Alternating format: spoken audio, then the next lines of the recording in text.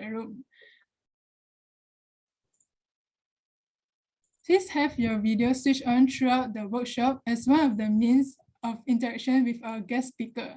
In order to ensure the workshop runs in an orderly fashion, participants can only unmute at the request of the Zoom master. Participants who would like to speak up have to use the raise up function found under the reaction button to notify the Zoom master of their request. With that, I shall pass the floor to the President of University Malaya Toastmasters Club for his welcoming address of the workshop. Ken Ting, the space is yours.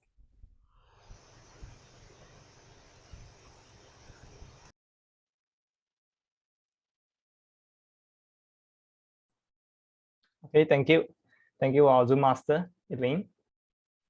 So distinguished Toastmaster and guests, it is my pleasure to welcome all of you to University Malaya Toastmaster Club.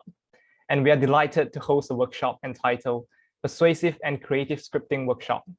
This is actually the second workshop followed by the first workshop, Scripting Great Speech Fast Workshop, which we hosted last month in October 2021. I would also like to welcome all the participants who join us from various Toastmaster Club and higher education institutions. My thanks to distinguished Toastmaster Jon Tan for his support and being the speaker of this workshop, and to our Vice President Education, Toastmaster Min Kang Presentation Mastery Level 1 for being the organizing chair of this workshop. My fellow Toastmaster, I'm delighted to share with you about the speakers for today's Persuasive and Creative Scripting Workshop. Distinguished Toastmaster Jon Tan. Some of the participants might have known John from the first workshop. And in fact, distinguished Toastmaster Jon Tan is the brand strategist for the public relations team from District 102. He's the international award winner for branding or advertising, including World Best TVC, Cal Worldwide, and public speaking. This includes Champion of District 51 in the year 2003, and Impromptu speaking, which is table topics. He specialized in charismatic public speaking and persuasive communication, including emotive storytelling. And what's more, he also scripted keynote addresses, speeches, messages for CEOs, business owners, and entrepreneurs at national and international level events.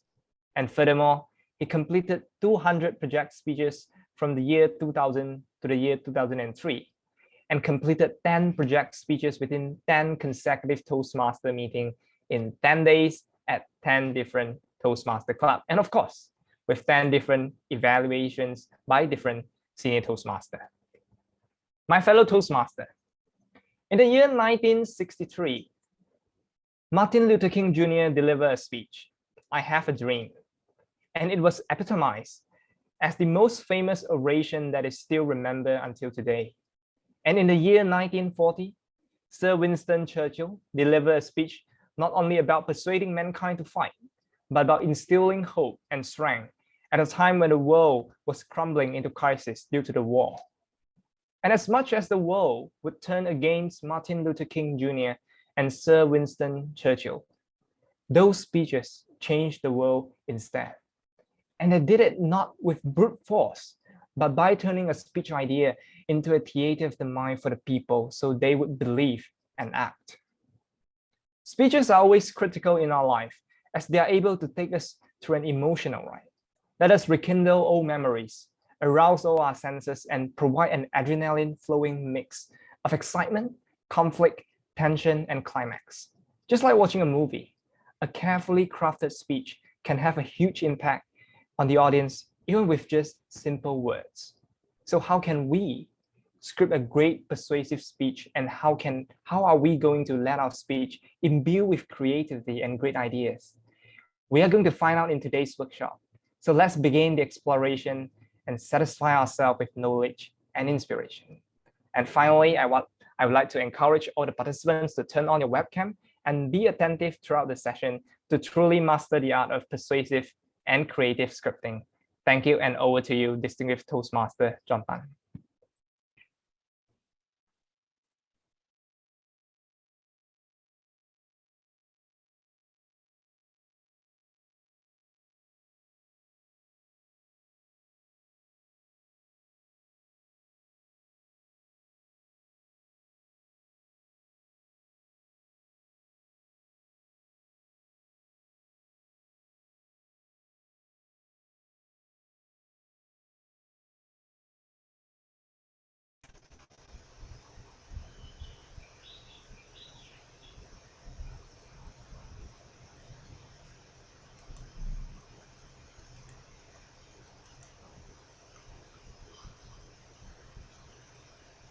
Happy Sunday to one and all from wherever you are.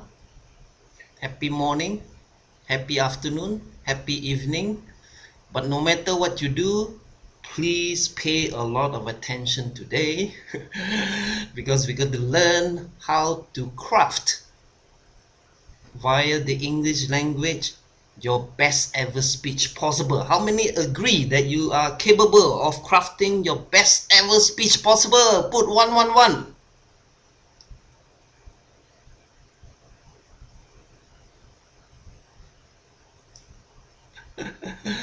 I'm sure you are full of that belief in yourself. Now, those who did not attend the first workshop, we need to revisit the first workshop, and even those who were here at the first workshop, we need to revisit, because the pre-scripting stage, which was what we covered at the first workshop, we already had a number of ingredients that we must have before we even start to pre-script. Today we take one step further, we add more ingredients. The analogy is we're going to cook the best dish possible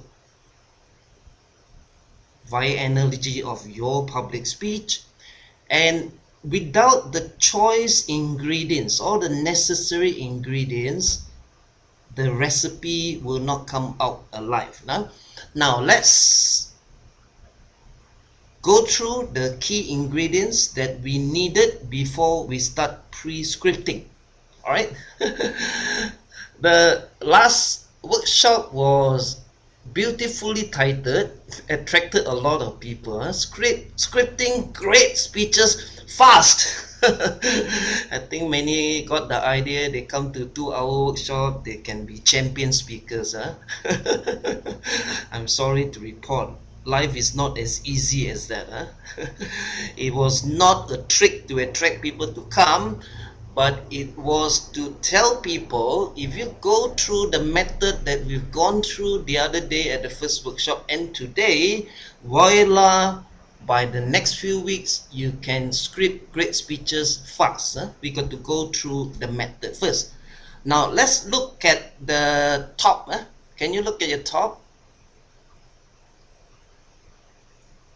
I'm going to paraphrase. You need 2 purposes for every speech. 3 in fact, but we didn't want to complexify the subject. 2 is, one is the overall purpose. I'll tell you what is the third one later. Overall purpose, there are 4 levels of communication, sometimes called 4 types of communication, but I rather choose the word 4 levels of communication. The first level is being informative. The second level is educating with empathy, meaning just like a good teacher would empathize with the level of proficiency or capacity of each student and then tailor the message accordingly. So that's why you use the word educating. And the third level is entertain. Of course, humor is the easiest form of entertainment, which is highly encouraged in charismatic public speaking. And of course, we take it to the highest level possible. We should be inspiring, persuade people, not hopefully, but with certainty, to help them transform. To help them. I don't say transform. We are only catalysts to transformation. The second purpose, which is the first golden rule of branding, marketing, and communication. Many people forget this. The second point, specific purpose, is have an intimate knowledge of your target audience, comprising typically demographics, geographic, and psychographics. Psychographics stand for how people think and feel, which is more important than demographics and geographic. But demographics, geographic serve as a starting point to know a person deeper. We need to go into psychographics. Psychographics will include a person's beliefs and values. Values and beliefs are interlinked, then lead to a person's desires, And consumer insight stands for, if you have a group of people, it's the same emotion felt by everyone within that group. So we use the word consumer insight. This is a word used a lot in brand research, market research for whatever type of businesses. Consumer insight. In simple English, is actually desire, but not just a desire, but a desire that is felt by everyone within a specific group of people. Let's say we have a group of 50 or 100 today. It's the same emotion that's felt by everyone. Of course, we feel more than one emotion, but the power of public speaking communication is always, out of many possible desires and consumer insight, we look for one single-mindedly. That is the power of communication. For public speaking, the same rule applies. Be single-minded with your communication. The third possible purpose was left out intentionally because it wouldn't be in communication manuals. Not to say they are wrong. The third is your brand purpose. You may want to take note now. I didn't talk about it the last time intentionally. The last time was we want to start with basic. Today we are still using the basic format, but we take it one step further into contest format, creative format, and whatever you are.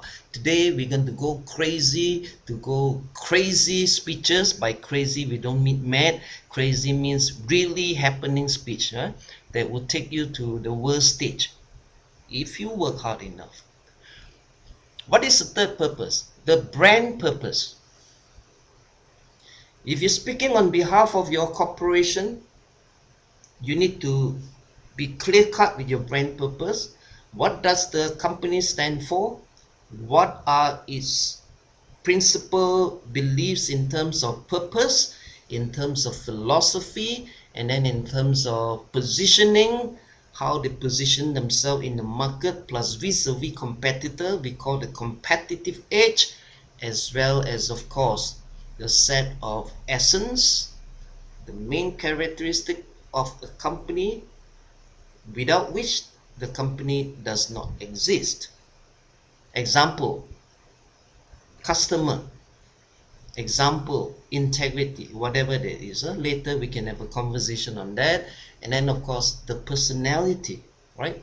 What about if you're speaking on behalf of yourself as a person? Because these two workshops are catered to corporate speeches as well as personal speeches. And of course, if you were to enter the World Championship or contest, it tends to be personal speeches. Now, what would be your personal brand purpose? Similar to what I mentioned just now for the corporate brand purpose, because for those who are not informed, please be well informed today. Fundamentals of corporate branding are the same as fundamentals for personal branding. Why? Because corporate brand was turned into a personal brand around 1990s by a few gentlemen, Kevin Keller and so forth, who did what I thought a magnificent concept of turning the corporate brand into a personal brand. So that's why the same principles apply. So three purpose, bear in mind. Overall purpose: inspire and persuade the audience to transform. That's why I put it up there 4, 3, 2, 1, not 1, 2, 3, 4. Let me repeat: inspire and persuade the audience to transform while entertaining them. How? You could use humor, which is the easiest way. Of course, I know some of us have no sense of humor. Not true. It's only true that a lot of us are not having the ability to be vulnerable. What if I say something funny, nobody laughs? Then laugh at yourself, they will laugh at you. I'm not joking. So develop a sense of humor. If you don't have a great sense of humor, that's the easiest way to entertain. If you can sing, that's a way to entertain. In public speeches, in corporate speeches, who say you cannot sing? You can. Who says you cannot perform magic? You can. Who says you cannot dance? You can. Whatever form of entertainment, because you inspire and persuade people and transform, the best way is make it entertaining with education value. Of course, that's the other point of educating people based on empathy. Based on empathy, as I said this morning, pay very good attention. Of course, we have this recording, and later I would not only welcome you, I insist you watch the recording again, not at my pretty face, but listen to the words. How to have empathy for the audience. Learn to love the audience as if it's your girlfriend, your wife, your father, your mother. Assuming you know love in the first place. That's humor, by the way. And of course, you need rational support, informative. I'd like to quote Socrates again for those who are not aware. He came up with this concept, very brilliant person, 2000 years ago. That's when Socrates was alive. Ethos, logos, pathos, ELP. Take it down, ELP. Ethos is the reputation and trust of the speaker. Today we'll focus on the public speaker. Ethos represents the reputation and trust of the speaker. Another word for that is build up your credibility. Logos is rational. You must give reasoning for people to follow or for you to sell whatever you're selling, even the concept, monetary or non-monetary. And P is the most humongous factor out of the three. Three are necessary ELP, but pathos is humongous. Anyone knows what is P? Please put in the chat box. Or you can unmute yourself. Today we can be having an interactive conversation. Unmute yourself. What does pathos stands for in English? Pathos is Greek. Please unmute yourself and suggest what does pathos stands for. Ethos stands for trust and reputation. Ethics, the original term is. Logos, rational, rational and reasoning. P, pathos. Master, could you allow them to unmute?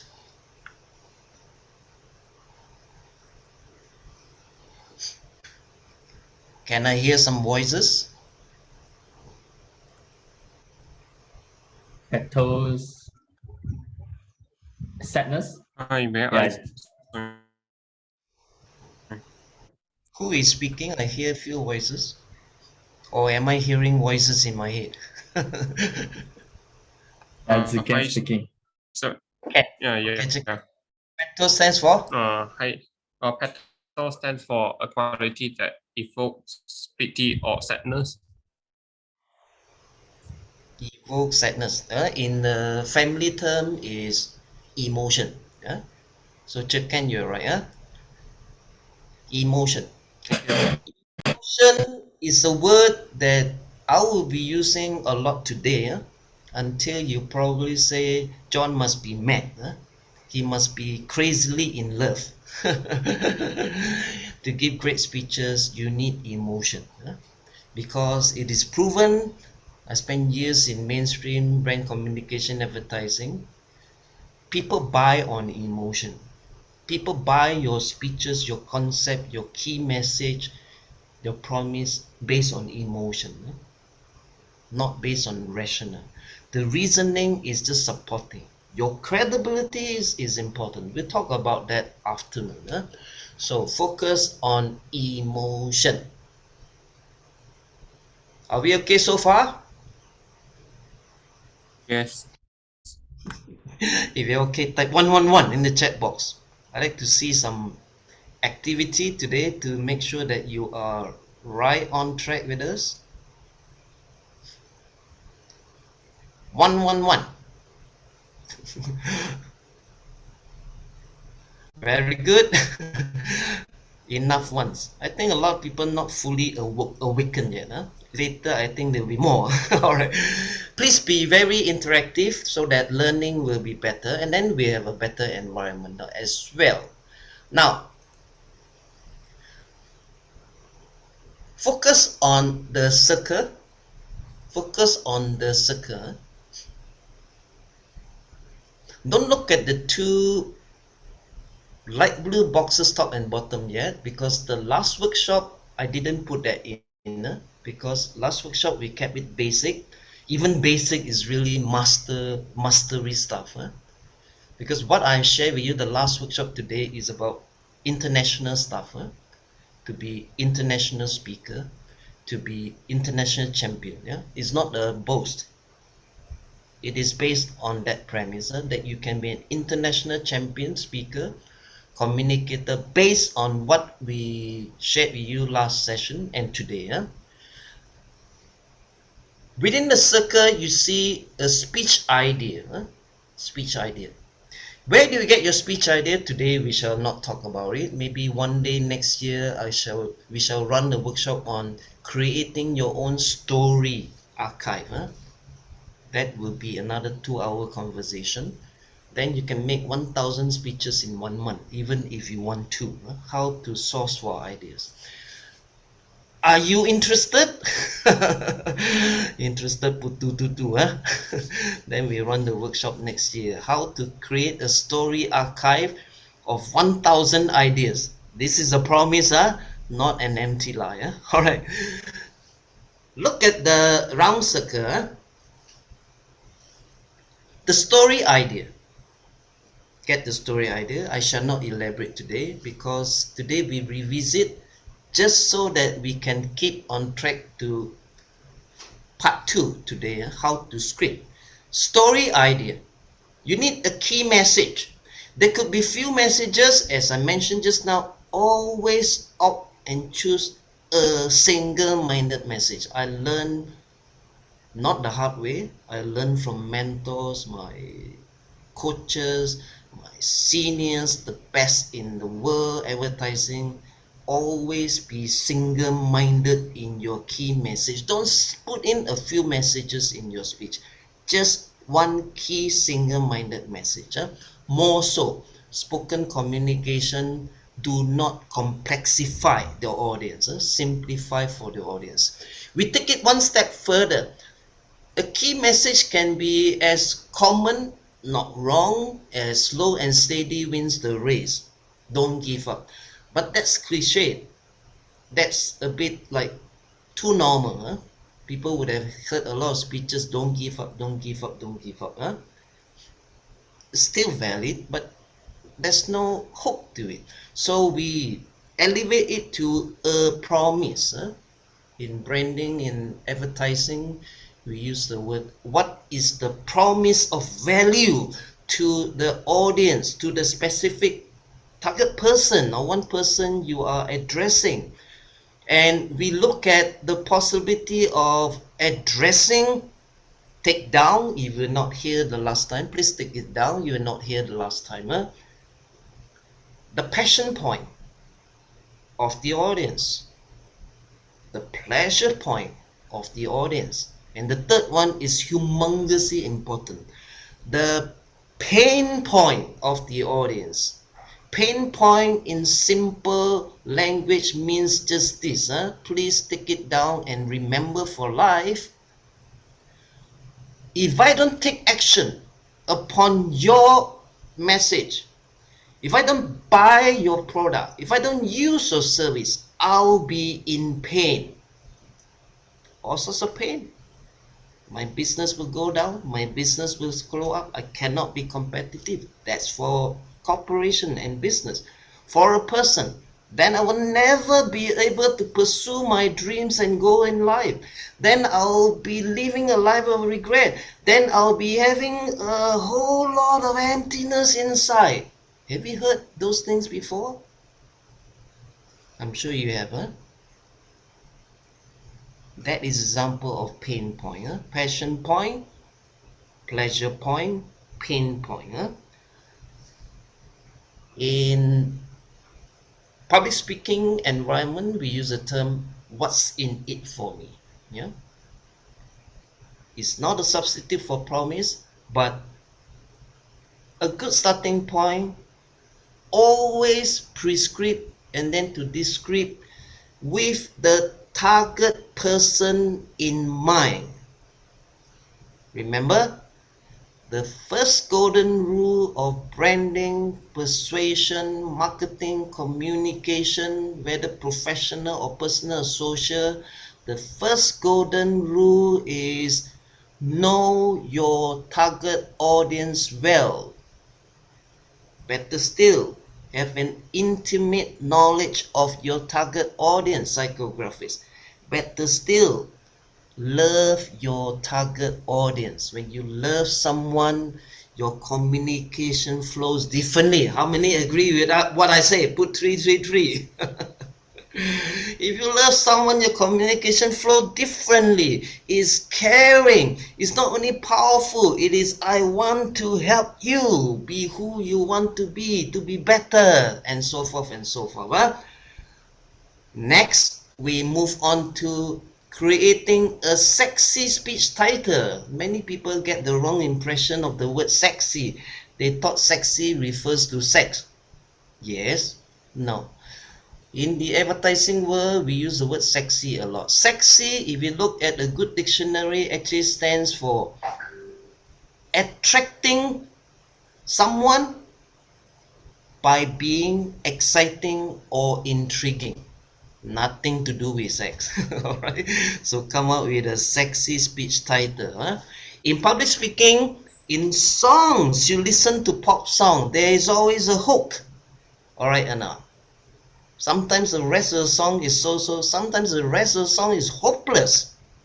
Sorry to say, especially rap. Na na na na na na na na na na. Then the hook comes out and it becomes #1 on Billboard. The hook is important.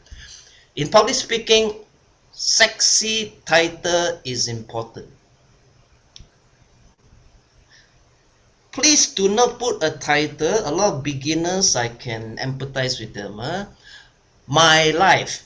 Who cares about your life? Yeah, your family does. Your lover does. You go and make a public speech, and then let me speak about my life. No, you have to be target audience oriented. Later we talk about POV, point of view, point of view 1, point of view 2, point of view 3, etc. As I said just now, pay great attention today. It's not a complex subject we are going through today, but we're going to go deep. We're going to go deep. What would be the checkpoints that you come up with a great speech title? Afternoon, I shall share a document with you, and then you can keep it for life to use it. Powerful, persuasive words you could use to attract people, as well as now. A title should be attracting people's attention that, hey, I must listen to this speech. Enticing, catchy, intriguing. Yeah. Next, you go into the speech opening, body, closing, blah blah blah. That is not critical for today. Except I like to touch base with speech closing. Any speech, whether for professional or personal or social purpose, listen carefully please. Any speech, no matter how good it is, if it doesn't have a call to action, plus the audience taking some form of action, has failed. F-A-I-L-E-D. Every speech must have a call to action taken by the audience. 3 checkpoints would be: set the highest possible expectation that they take whatever action. 2, that action must be immediate. You make a speech, let's say in the afternoon, they go back evening or driving. That's it, you make a speech regarding achieving dreams and goals in life.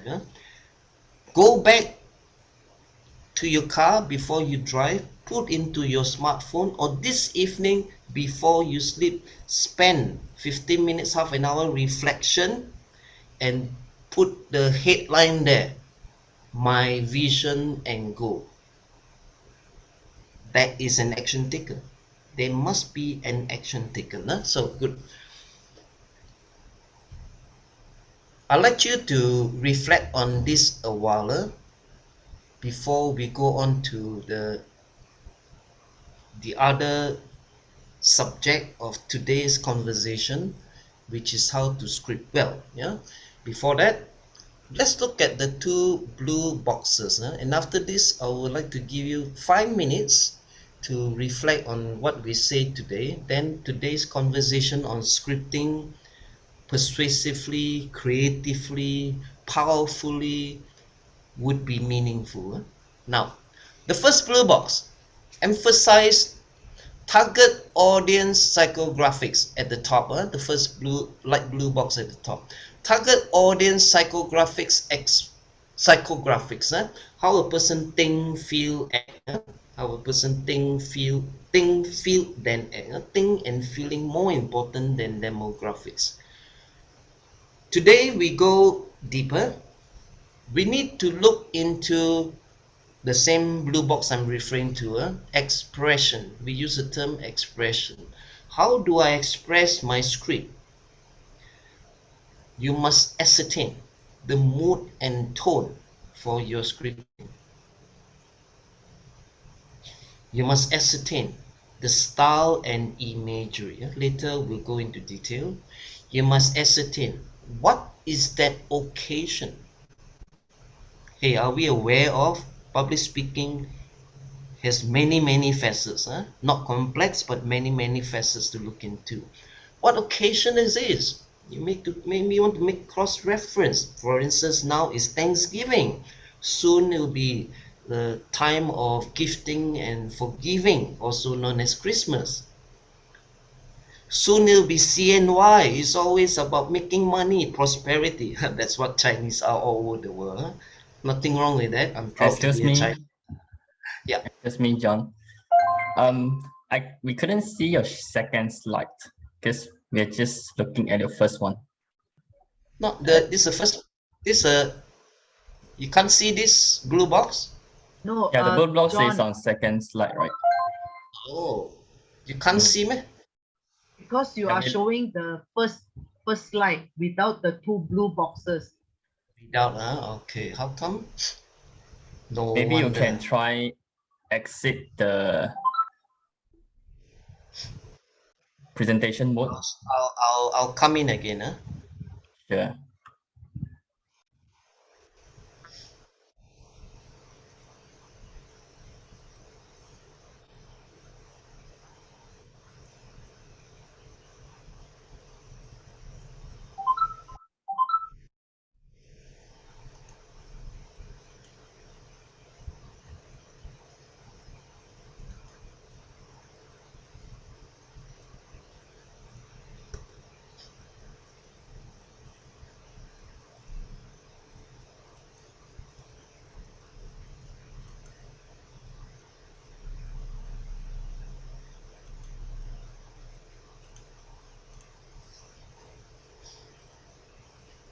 Is it visible now?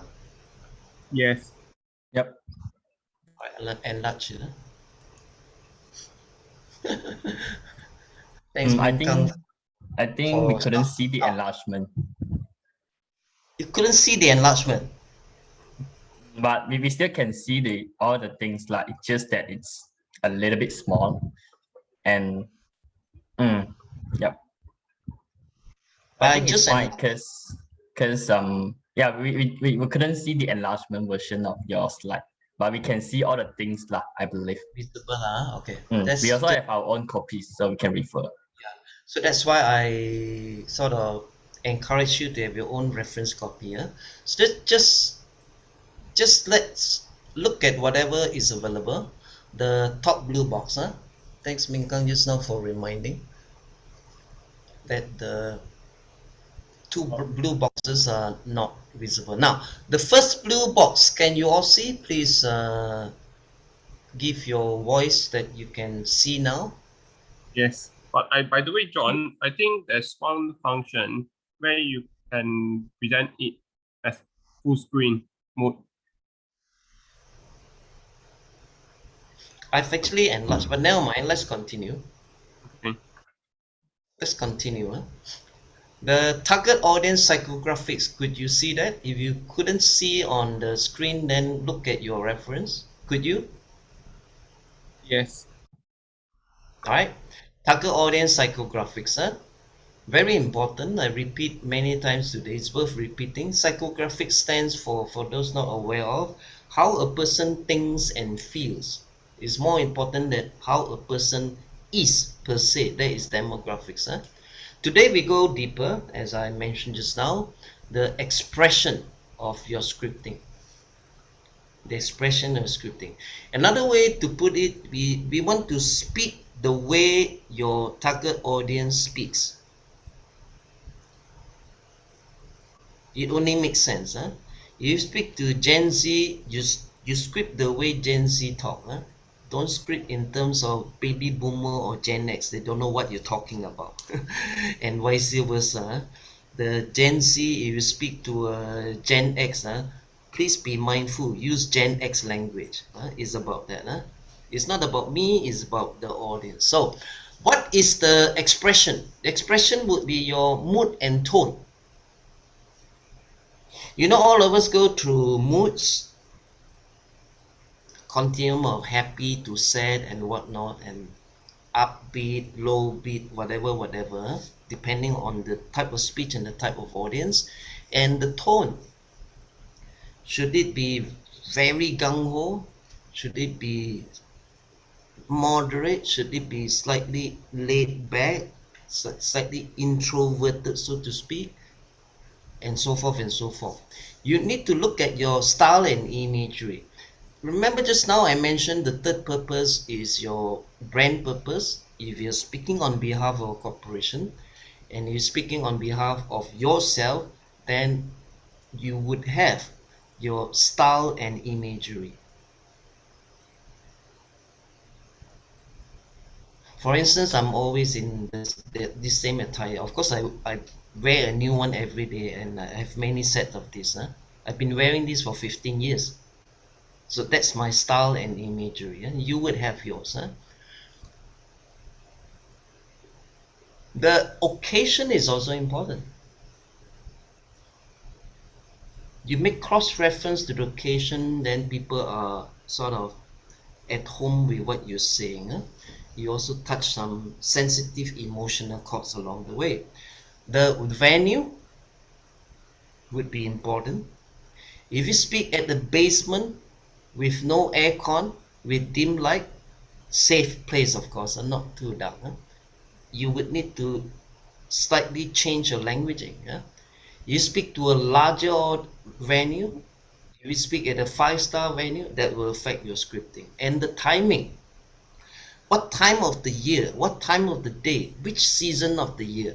That's why today is not about complexifying the subject.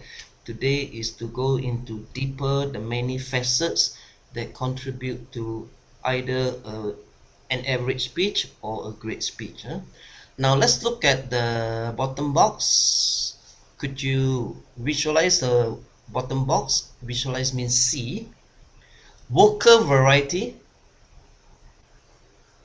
body language, visual aids or props, multi-sensory, the 5 senses. Do you like to arouse the sense of the audience through visual, through hearing, through smell, through touch, through taste, and then of course creativity? Instead of just making a basic speech, you want to add on creativity. And then the next few are even more important. You need to have a strategy on how to deliberately engage your audience. how to deliberately engage your audience. We do not just go out there and speak and hope that the audience will be engaged. We need to put in at the start, typically attention grabber, along the way, all the way start to the middle to the end, that you could engage the audience. For instance, I'm doing now. Are you guys still on track? Put 444.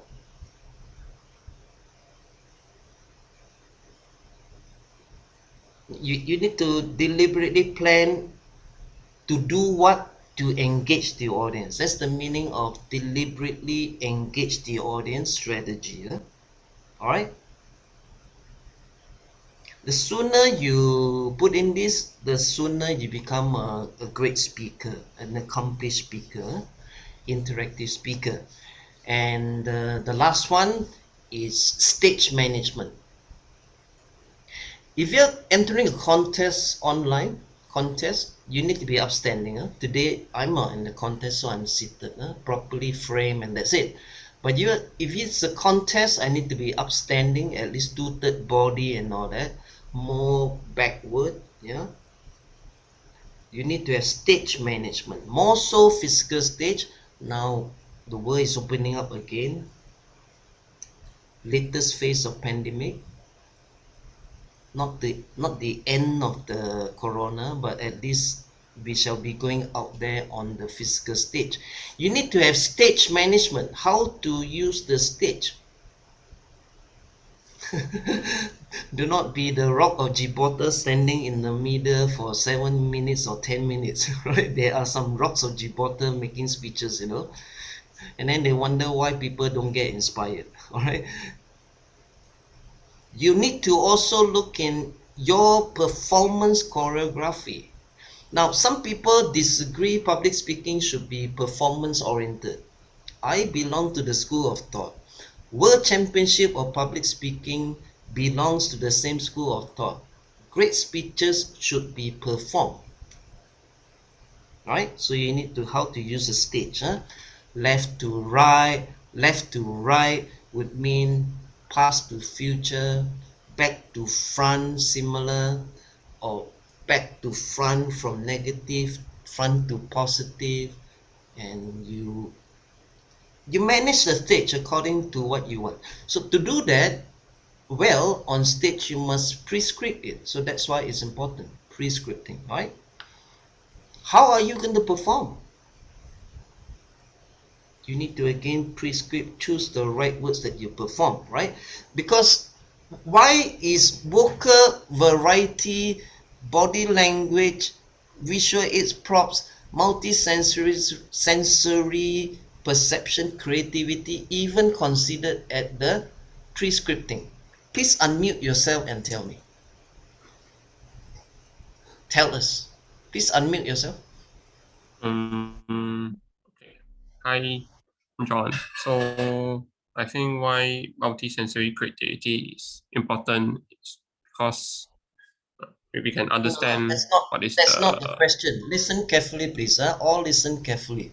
I'm not saying why they are important. I'm saying why you must pre-script as an ingredient, vocal variety, body language, visual aids or props. Not necessary all the time you use it. Sometimes you want to use it. Multisensory perception, creativity. Why must you put there as a reminder before you start scripting? Anyone? John, may I answer? Ken?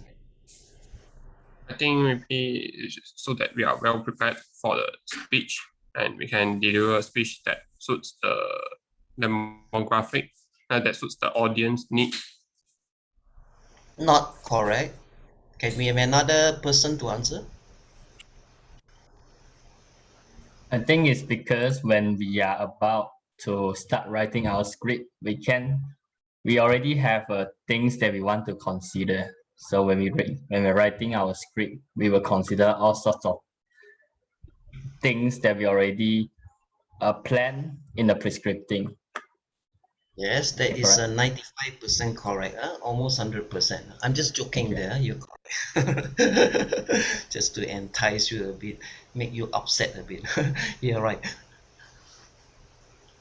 There has been a research done 60s by David Marabin. A lot of communication specialists is, in fact, in the whole world of public speaking, we use it. The effectiveness of words alone is 7%, and the use of vocal variety would prop up your persuasion or attention from the audience by another 38%. And then the balanced body language 55%.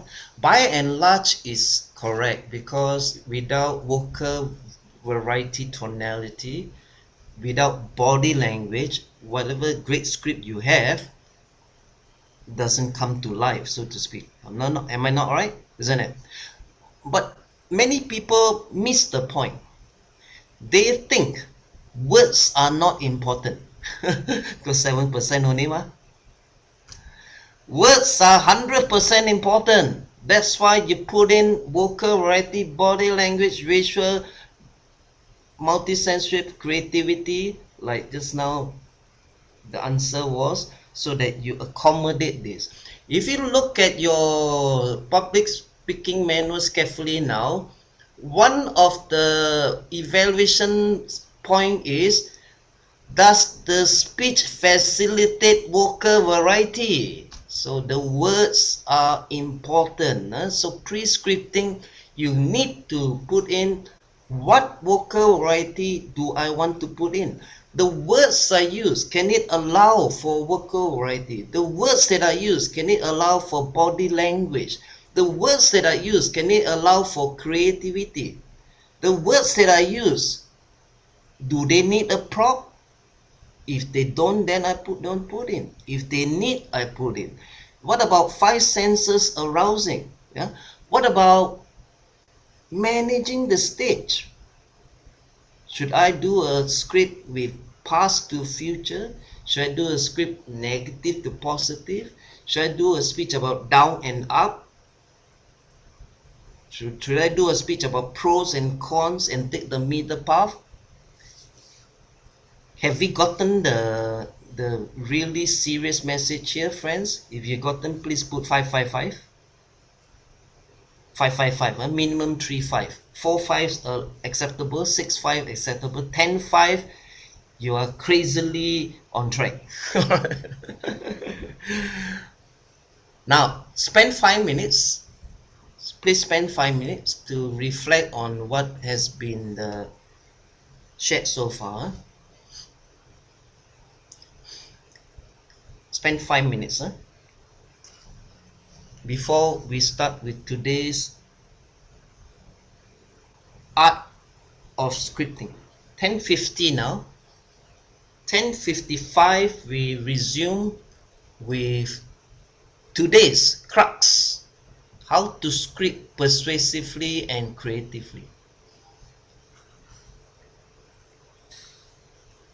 Please look at your own reference, because I'll be changing slides already. Reminder, if you haven't downloaded from the drive, which 𝐸𝐿 has already uploaded, download now, reference from there.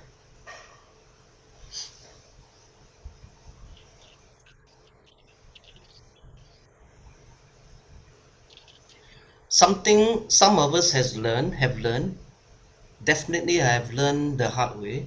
Being knowledgeable, searching for lessons in public speaking, lessons in motivation, lessons in life is a waste of time, because knowledge, we are told, is power. Knowledge is not power. Applied knowledge is power. In simple language, allow me to share with all of us, me included. Whatever you learned just now 5 minutes ago, if you do not internalize and practicalize, it's a waste of time.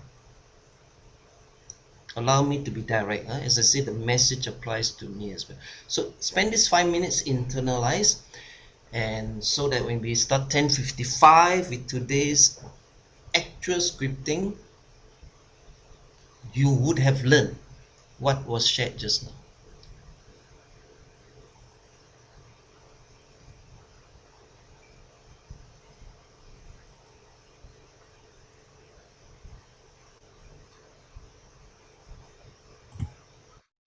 John, may I ask a question?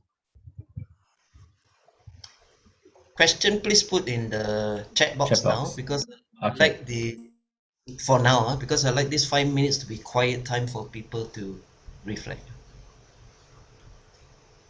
Put in the chat box. Put Q in front, please.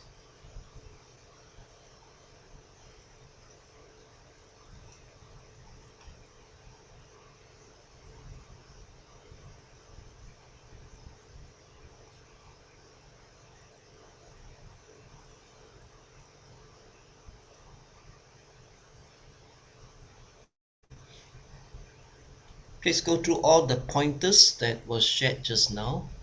Quite a lot, huh? Quite a lot. All the necessary ingredients within the circle and within the 2 blue boxes.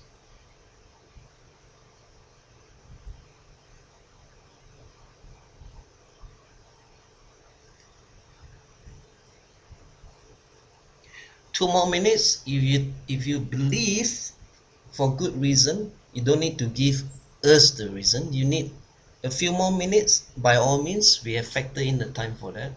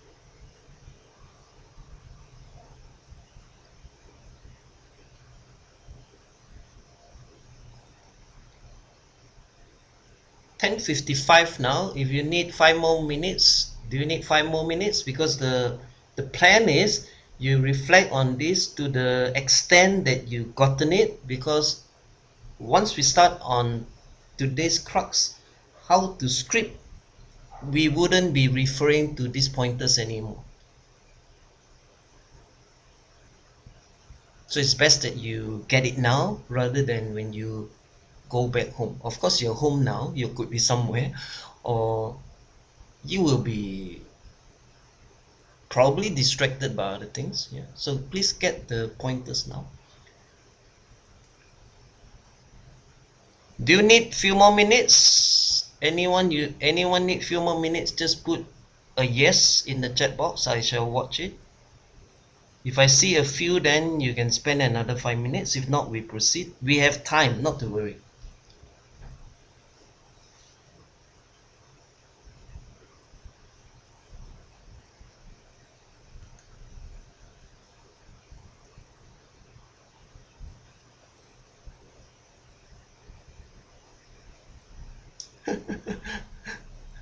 This one say no need.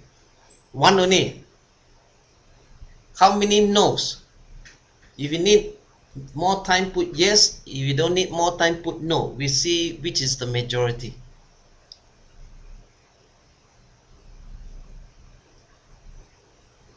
No, no, no. Huh? I hope no means you have gotten what you're supposed to get. Huh? No doesn't stand for impatience, huh? Like what I am. Any more yes or no?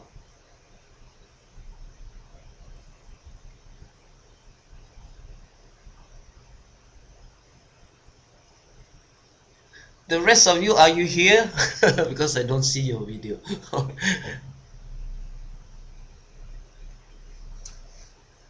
One more minute, 10:58, then we resume.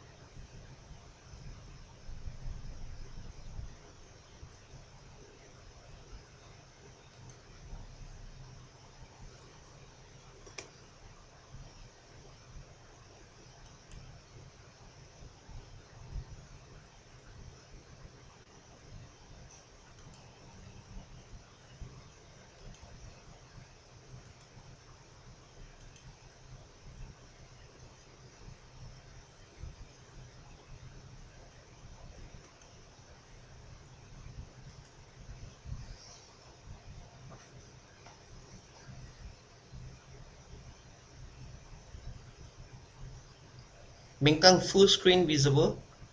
No. Very How strange. about 𝐀𝐿 help sharing it? Because it's just one slide, right? Yeah, just one slide. Yeah, I can help to share it. Oh, you don't have, huh? It's in the drive, by the way, everyone, so you guys can grab. That's the PDF. And 𝐀𝐿 can share it. I forward to you, Candy. Hang on, huh? Sure, John.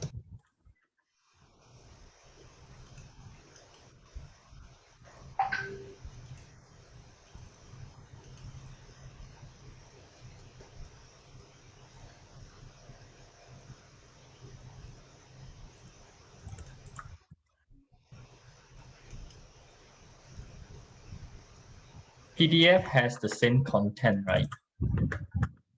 Yeah, but not so clear. No? Presentable.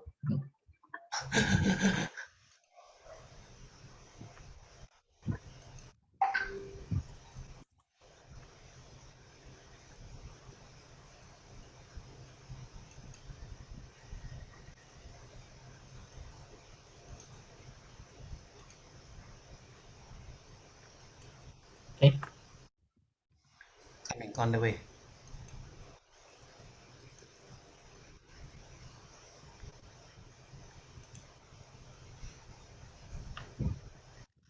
You got it, Candy?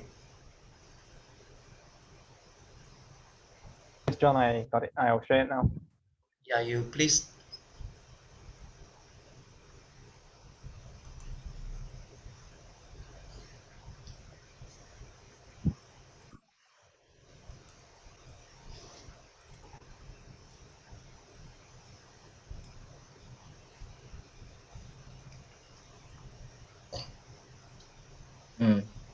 You can enlarge 𝐻𝐿. Yep. And you can also make it full screen. Make your No need, browser full screen. Oh, no need. Okay. It's visible because quite a lot of elements there. A lot of elements.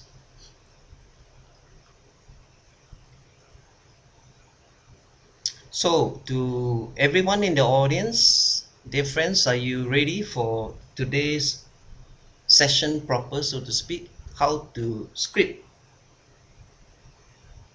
Yes.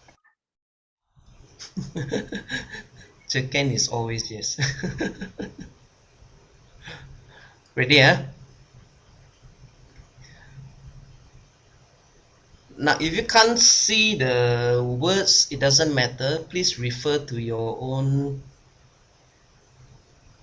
download. Anyway, after today's session, I'm encouraging not only you, myself, I shall be referring to it as a guideline for all the possible ingredients to come up with your best speech possible. There are many things, many. I'm included a lot, not for the sake of complexifying the subject. There are really many facets that we need to really come up with a great speech. But the good news is this. Please listen well. I share with you the good news. Even professional writers like myself, I spent years in mainstream advertising branding, writing for international clients.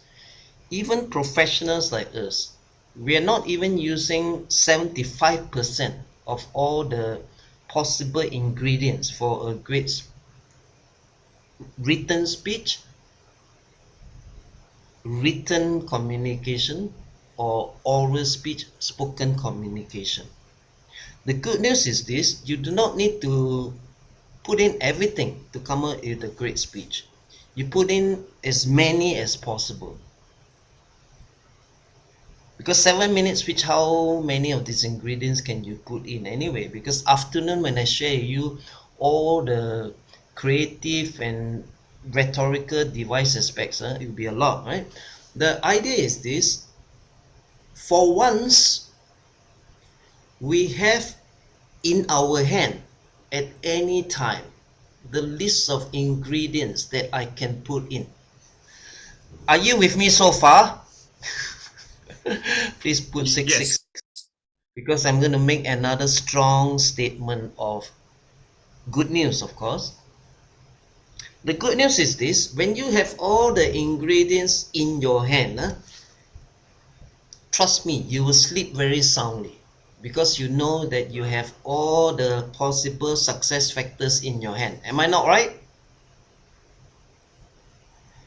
Backtrack to what I said just now. I'm not the only one saying. All learning is a waste of time unless we Internalize. internalize plus Practice it. practicalize. There's so many strategies here,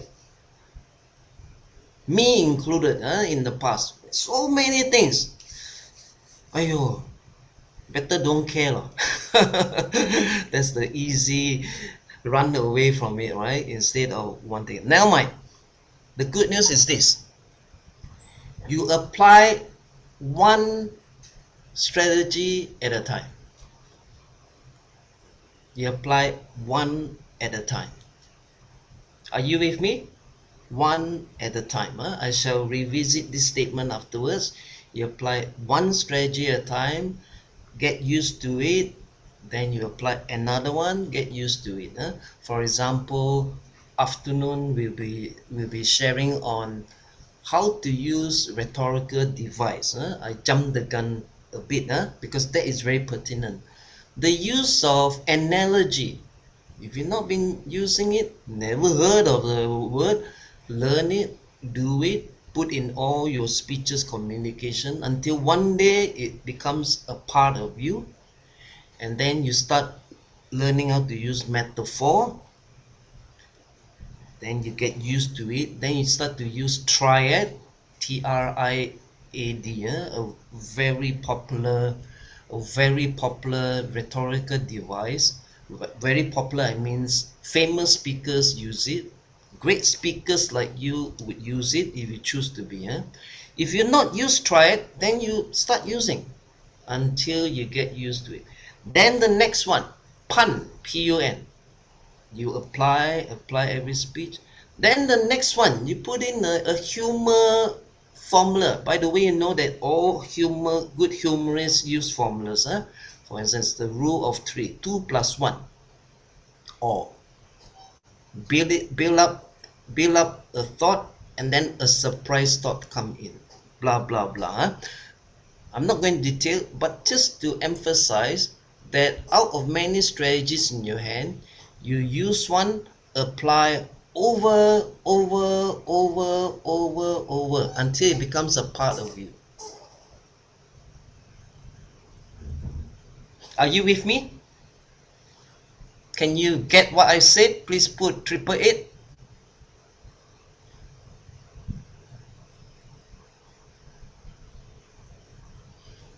Apply one strategy at a time. Please do that. Apply one strategy at a time. I want to confess to you guys, nothing to be ashamed of. I spent years being a brilliant writer because the competition was there, but I still could shine. That is what we call accidental brilliance. Then one day, last year, I said I must do a workshop on how to use words powerfully. So I spoke to UMTMC, they agreed. And I'm doing this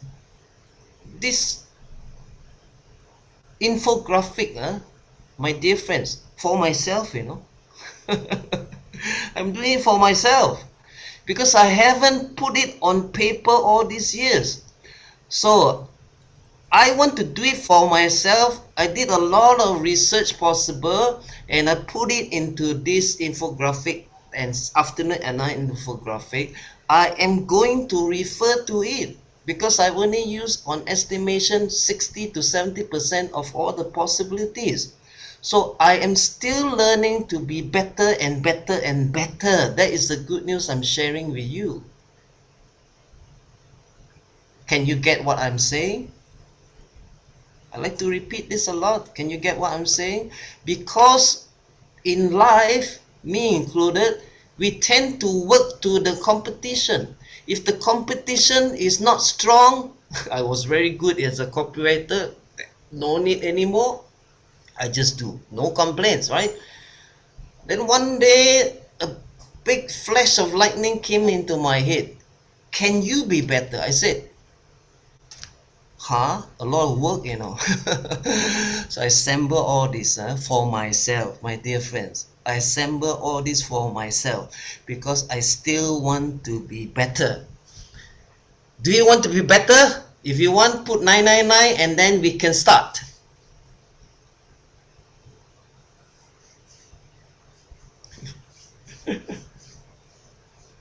Tim, who is in Vietnam, 999 in Malaysia means call the police. All right. All right.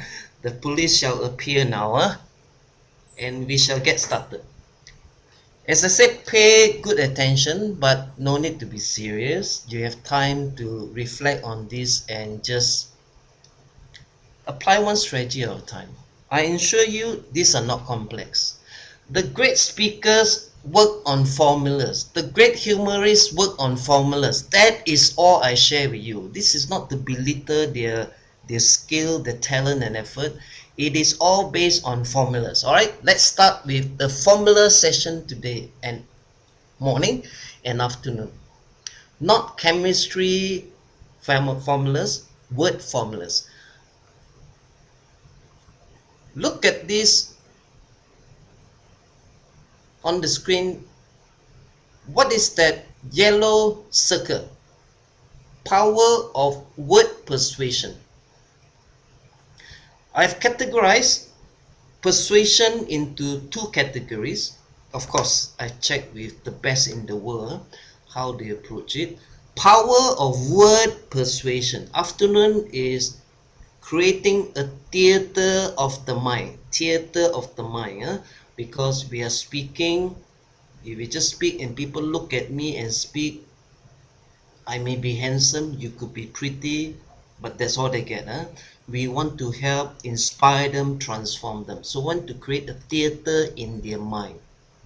So afternoon is about creative visualization, is about rhetorical device, is about evoking emotion, is about building excitement, is about making it as entertaining.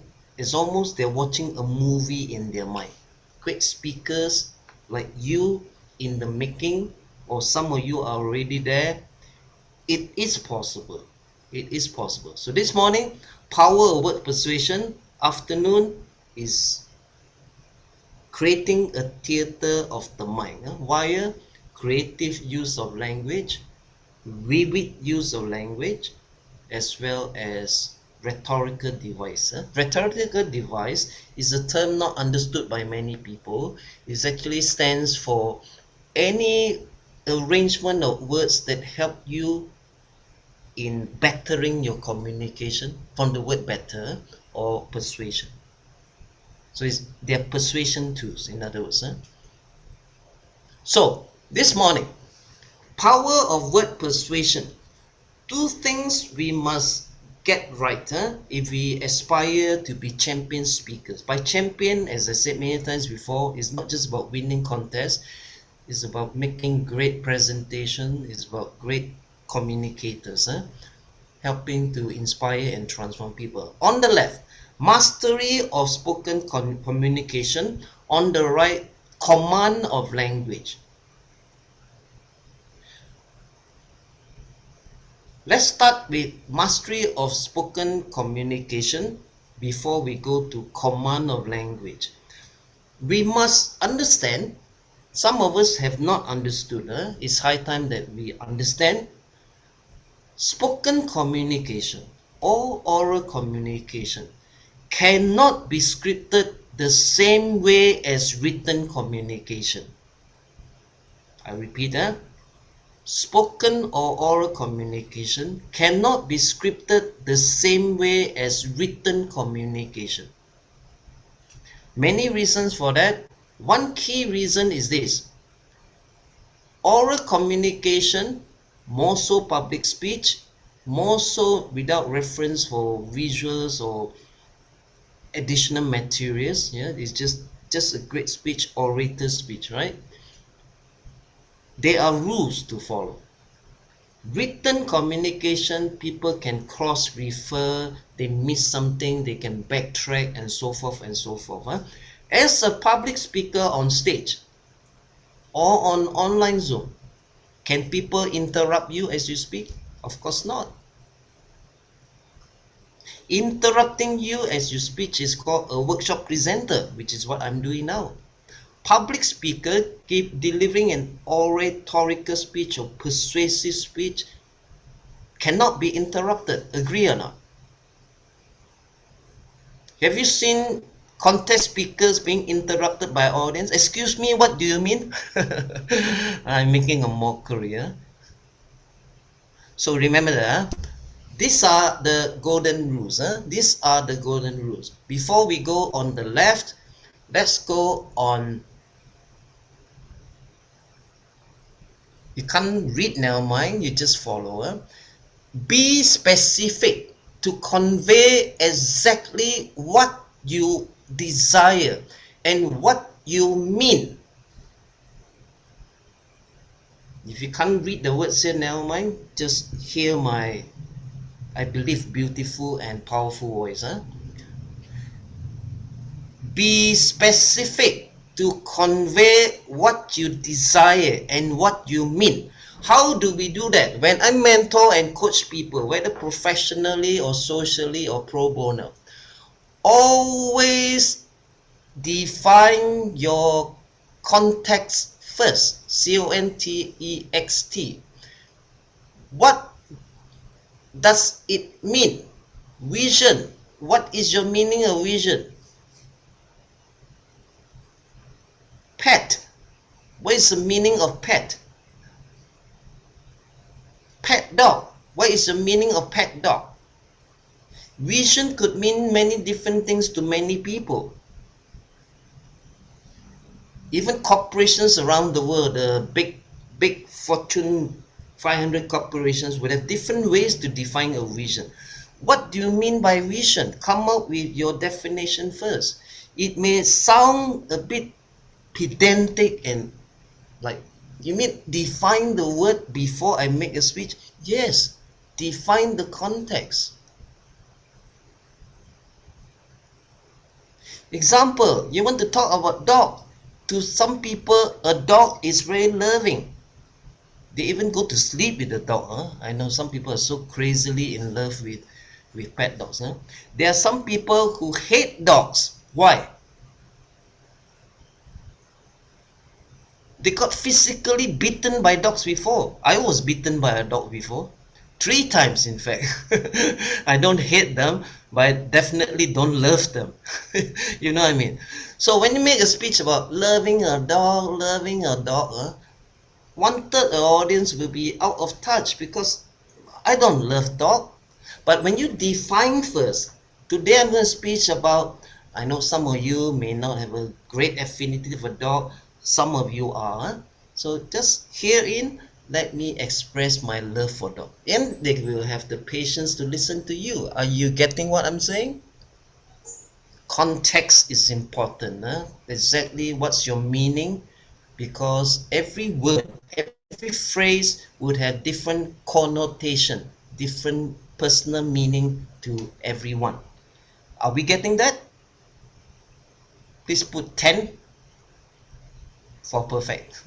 10, right? Very important. Very important. Define the context before you start your speech. Now let's look at the green, the turquoise green. Turquoise green. As I said, we cannot see the words.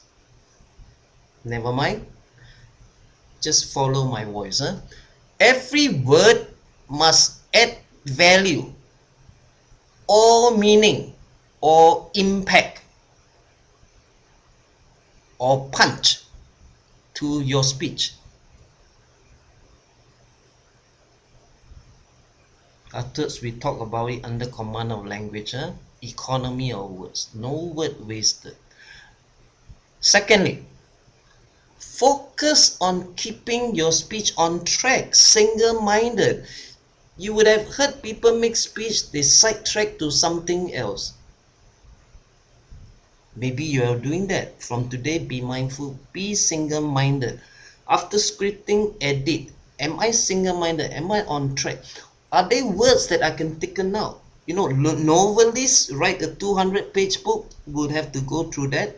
But when you mean like write a 7-minute speech, possibly 2 A4 paper, please have the patience, edit. Is it necessary to be in? Does it add value? Does it give meaning? Does it give impact to the speech? Am I on track? That's one. Two, at the bottom. Now this is humongously important. Afternoon, at the end of the session, I give you a document that you could bring back home and refer for every presentation, which I do now. I didn't come up with a list. I sourced and got it, and I edited, add my 2 cents worth. So it's a marvelous list for corporate presentation, personal presentation, social presentation, whatever. Already selected for you. No need to go through the dictionary. Beautiful or not? Put 11. If there's a beautiful idea, put 11.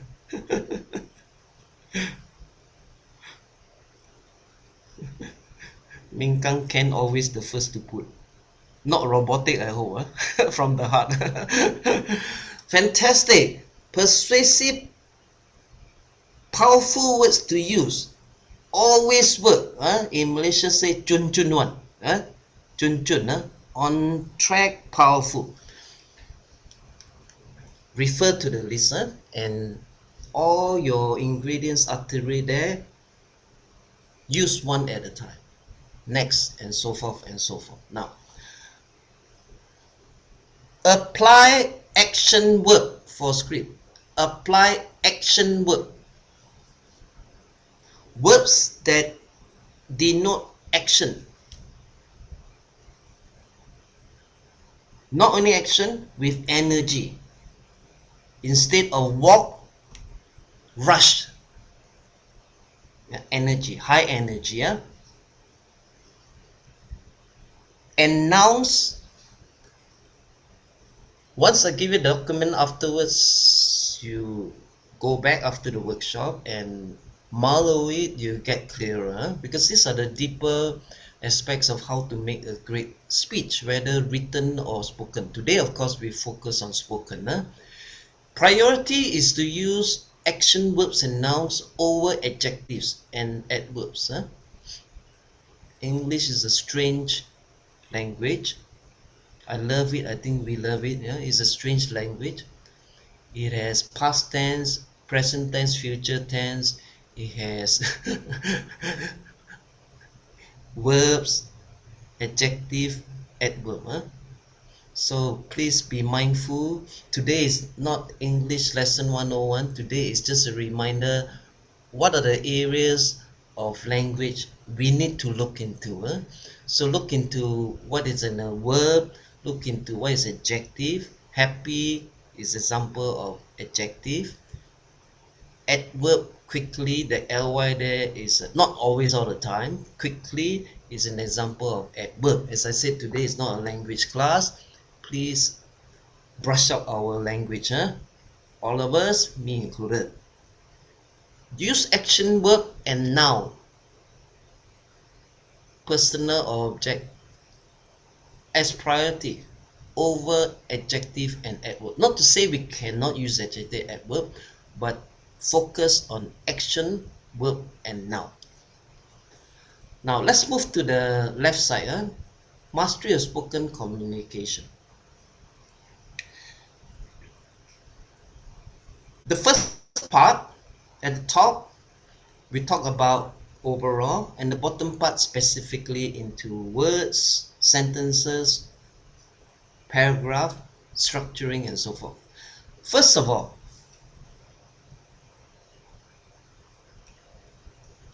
Mark Twain, have you heard of Mark Twain? He's come up Yes. with very meaningful quotes. Now, of course, his most famous is, of course, in 20 years' time, you will regret the things that you didn't do, rather than that you do things that you do, and so forth and so forth. To paraphrase him, to write a simple speech is more difficult to write a long speech. So that is our challenge, because we speak to our audience. Oral communication, first point, simplicity. Not easy, simplicity. Say what you want to say first, then edit it, simplify, then people can get it. Even the not very intelligent, let's not us write script to the very intelligent. By not very intelligent, we're not insulting their intelligence. Write speeches that even people who are not very knowledgeable can understand. Well, unless you're making a business presentation on technical, that's a different ball game. We're talking about public speaking. Write for ear, EAR. Do not write for eyes alone. Of course, when we do public speaking, we not only hear, we also watch the speaker. So we also have body language and stage management and so forth. But not just for eyes alone. Eyes alone refers to reading. So write for the ear. Oral style of communication can be less formal in expression. You can even have incomplete sentences, what we say, not a full sentence. Proper grammar, of course. You can use staccato language, from a musical term, staccato. It stands for short burst, short burst, short burst. You can. Yeah. For instance, pain, full stop. Language, full stop. End of life, full stop. You can. That's not proper English, but for oral is okay, because oral, you want to attract attention fast. It is acceptable. It is also acceptable in mainstream advertising, but not academically. That is what is the meaning of oral style can be less formal. Plus, oral style tend to be more repetitious. You notice when I facilitate point 2, let's backtrack to point 1. And then when I reach point 3, let's backtrack to point 1, point 2. So that is deliberate repetition, strategic repetition. Strategic repetition. In afternoon, we explore a great concept, just to preempt now, mnemonic device for subliminal communication, a catchphrase and so forth. Which you watch championship speeches, they always have a catchphrase. Repeat 3 to 5 times.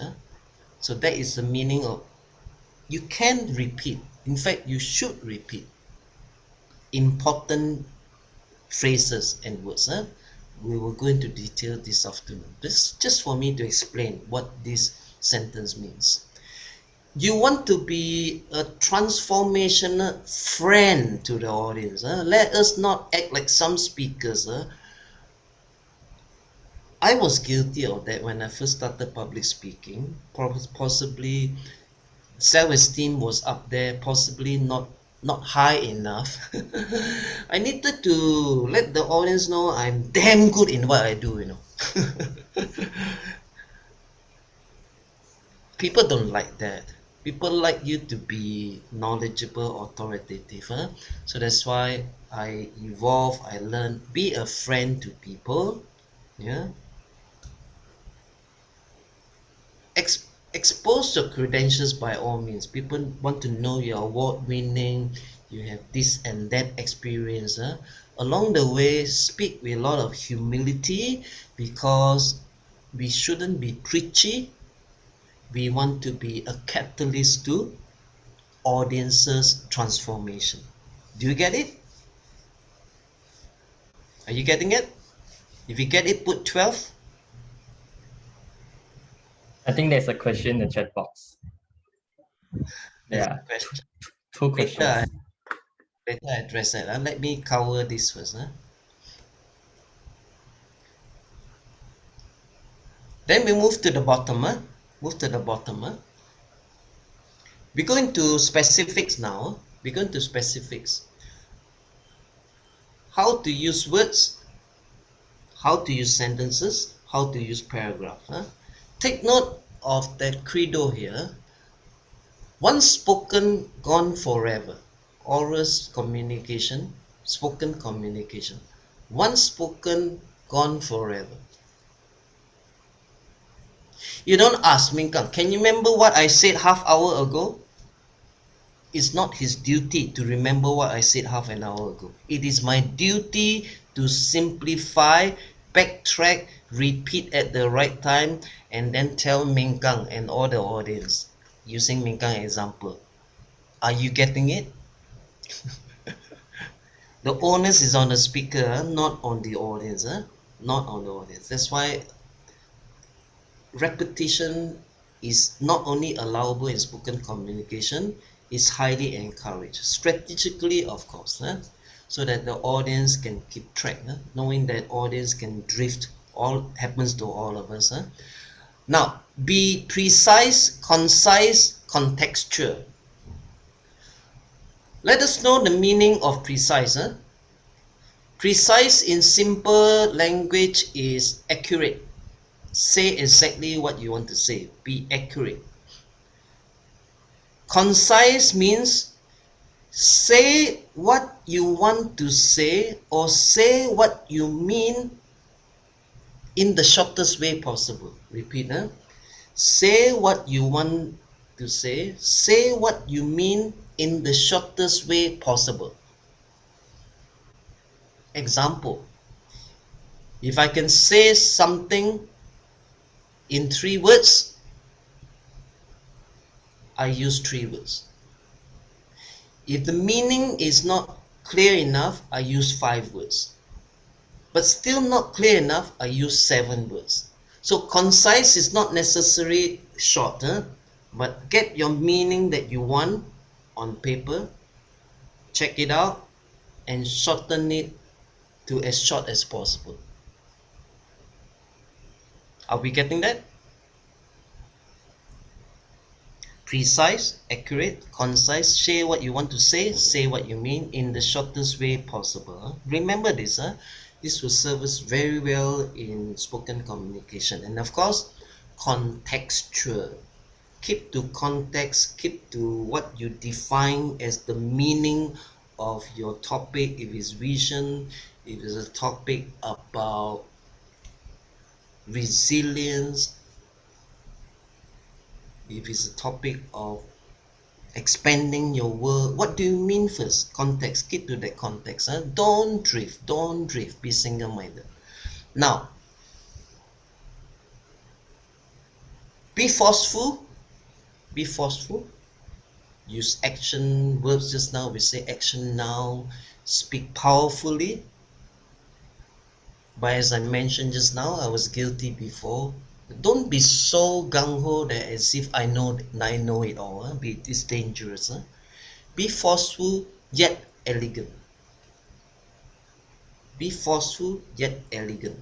So you need to keep the balance, because if you're not forceful, if you don't speak authoritatively, then why am I here on stage sharing a powerful message with you in the first place? Audience wants that, right? But don't go overboard into too forceful. It's as if the audience owes you their lives that you speak to them. Are you with me on that? Yeah? You got to be forceful yet elegant. You keep the balance. It comes from practice. Now, I will address a few more, then I address the questions. Bear with me. Easy to follow structure. We cleared that already at the first workshop. Opening, body, closing. The universal format, opening, body. Body has 3 segments. Just to touch base with that, 3 segment. What is pointer 1?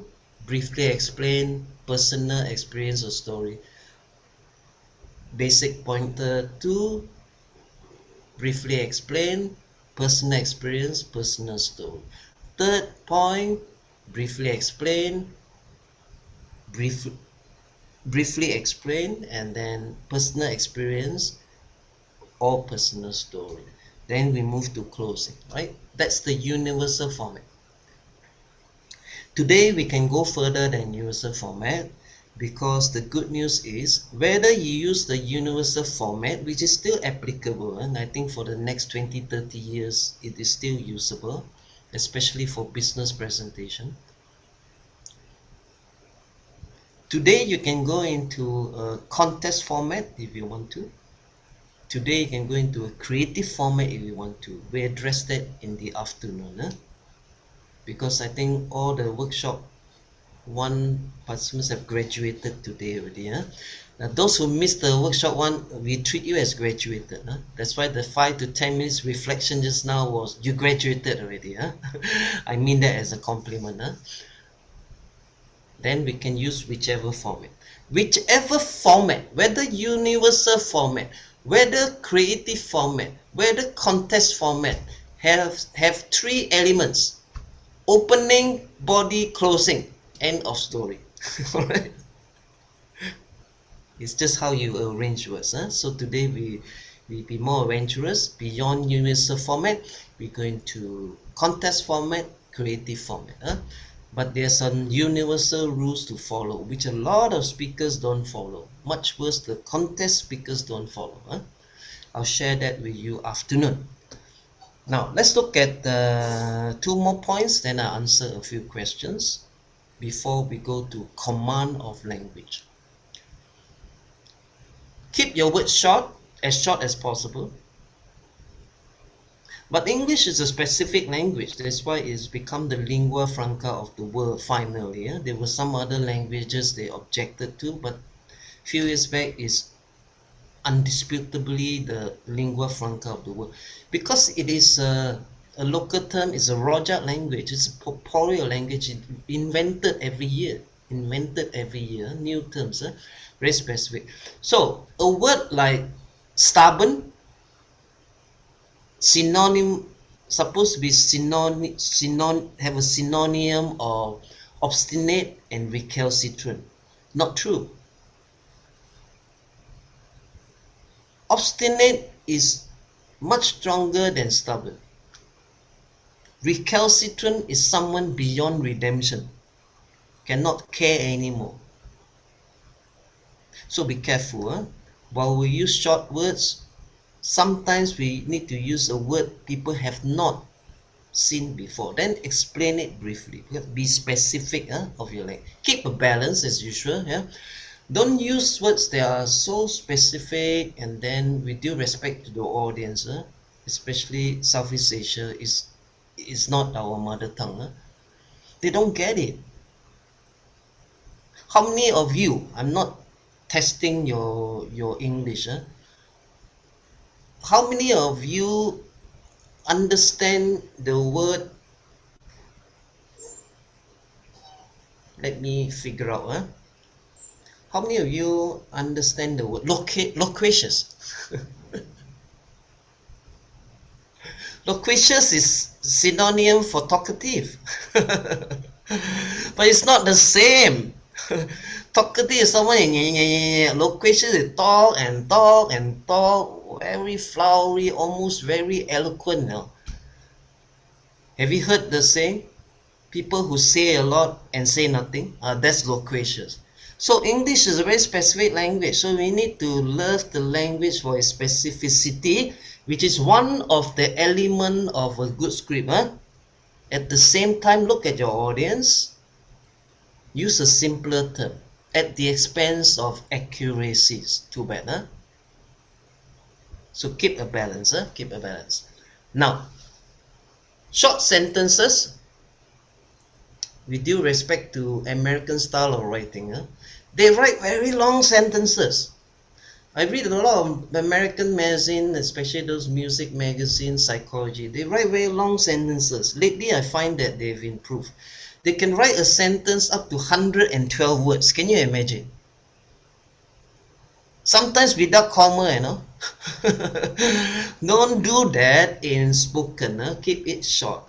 No fixed rule. 5 to 10 words, 15 words, comma, use pause, comma, use pause, physically pause, right? Keep it short. Use short words is possible. Keep sentence short. Keep your paragraph short. 3-4 sentences, one paragraph. 3-4 sentences, one paragraph. Why is it important to know now? Because then you can plan your flow of thought accordingly as you script. You don't break into a paragraph just for the sake of Jon Tan said, break your paragraph 3-4 sentences. Break, then it becomes disjointed, which is the last point I'd like to cover now. The art of bridging. Word to word, sentence to sentence, paragraph to paragraph. Bridge for continuity and flow. A lot of speeches that you hear now, with due respect to speakers, they're still learning. I hope they are. Very disjointed. So you learn to bridge well, it flow. The word is seamless, SEAMLESS. You go to a physical tailor, they can join two pieces of cloth either badly or seamless. Public speaking, oral communication, seamless bridging so that you have continuity and flow, right? Allow me to look at the couple of questions. Meanwhile, the rest, please reflect on what transpired just now.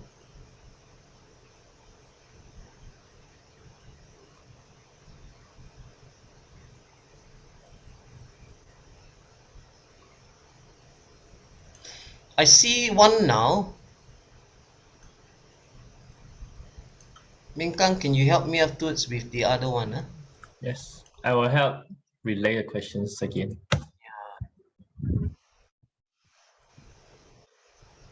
Can you help me now? So that I don't need to Yes. scroll. Okay, what are the two questions? The first one is there any online tool that we can use free of charge for grammar checking and thesaurus suggestions I noticed somebody or put writing gravity. suggestions? Very good. Yeah. Please finish your question first. Again, are there any online? It's basically that one. For grammar checking and thesaurus suggestions or writing suggestions. Online Many. tool. I tell you, the current generation, of course, I'm glad to be still alive, to enjoy the current generation benefits. Online, you can check grammar. You can have not only dictionary meaning. Dictionary first came on, you have to pay for the deeper stuff. A few years ago, it's totally free. So use them. They are good dictionary, good thesaurus, not to publicize them. Webster is good. Webster Merriam is good. Of course, from England, Webster Merriam is American, but it's applicable. From UK, of course, traditionally, not in any order. Cambridge, Oxford, and Collins, Collins. There's one online, surprisingly quite good, dictionary.com. Surprisingly, although the name is so basic. But if you want to have better meaning of the word, there are also business dictionary. There are also psychology dictionary. There are also medicine dictionary of the same word because the context will be different. You know what I mean? There are also motivation definitions of words, so explore that. And of course, for checking grammar, so far Grammarly is way ahead. Way ahead is because in the context of they're very popular, Grammarly, and it's free of charge. All right, good. Next question, please, before we move on to the second segment and we can break for lunch. Okay. Does it matter if our English is not always grammatically correct, but our content and message are good? Yes, it is okay. because that's when we going to entice with command of language. You see, command of language, I mean, I was not gifted with this. I was born and strangely I love English, you know. I speak better English than Chinese. Shame on me. I love the language, you know. So I learn very quickly. I have very good English teachers, and then my command of language is very good. So before answering your question just now, command of language will get you very far in life. But do not be pompous, be arrogant that you're very good in English. People don't like that. In my circles, business and personal, people refer to me for English because I'm humbly, in humility, helping them, elegantly helping them. So I not only make friends, I become a go-to person for English. And when I speak and when I connect with people, they easily like me. Command of language. Same thing for you.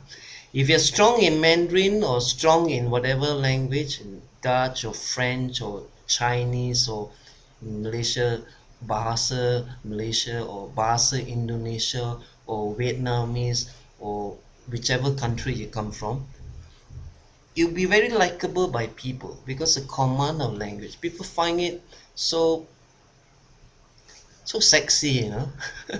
You can like speak so well, right? To answer your question, yes, you don't need to be very strong in any language. They are successful business people, even like Kabul. You go to a coffee shop, they speak in broken language. Have you noticed? But they speak Yes. with good intent. They use body language, vocal variety to dramatize what they mean. I hope that answers your question. But my loving advice is this: don't stop at improving our command of language. Don't stop. Keep learning, keep learning, keep learning, keep learning, keep learning. A bit at a time, a bit at a time, a bit at a time, a bit at a time. I say this with humongous due respect to people around, especially in this country, Malaysia, and Southeast Asia in general. I'm not making a statement, I'm just making an observation. The level of English is very low. Why am I concerned with the level of English is very low? Not for myself, you know. For their sake, they must increase the level of language, right? My second point of concern is this: when the competition is not there, just now, who asked the question?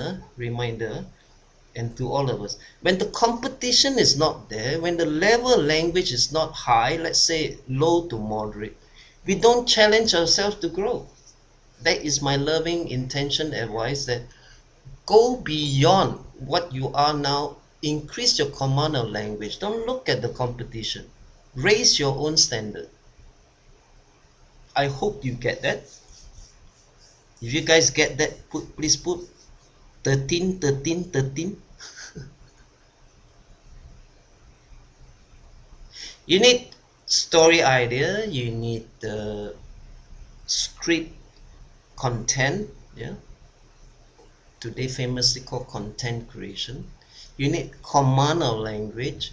Command of language is not to show off, but to help you to say what you want, say what you mean in the way that the people can get it, yeah. So you need a balance of all that. Thanks for the question, very good question. Can we move on?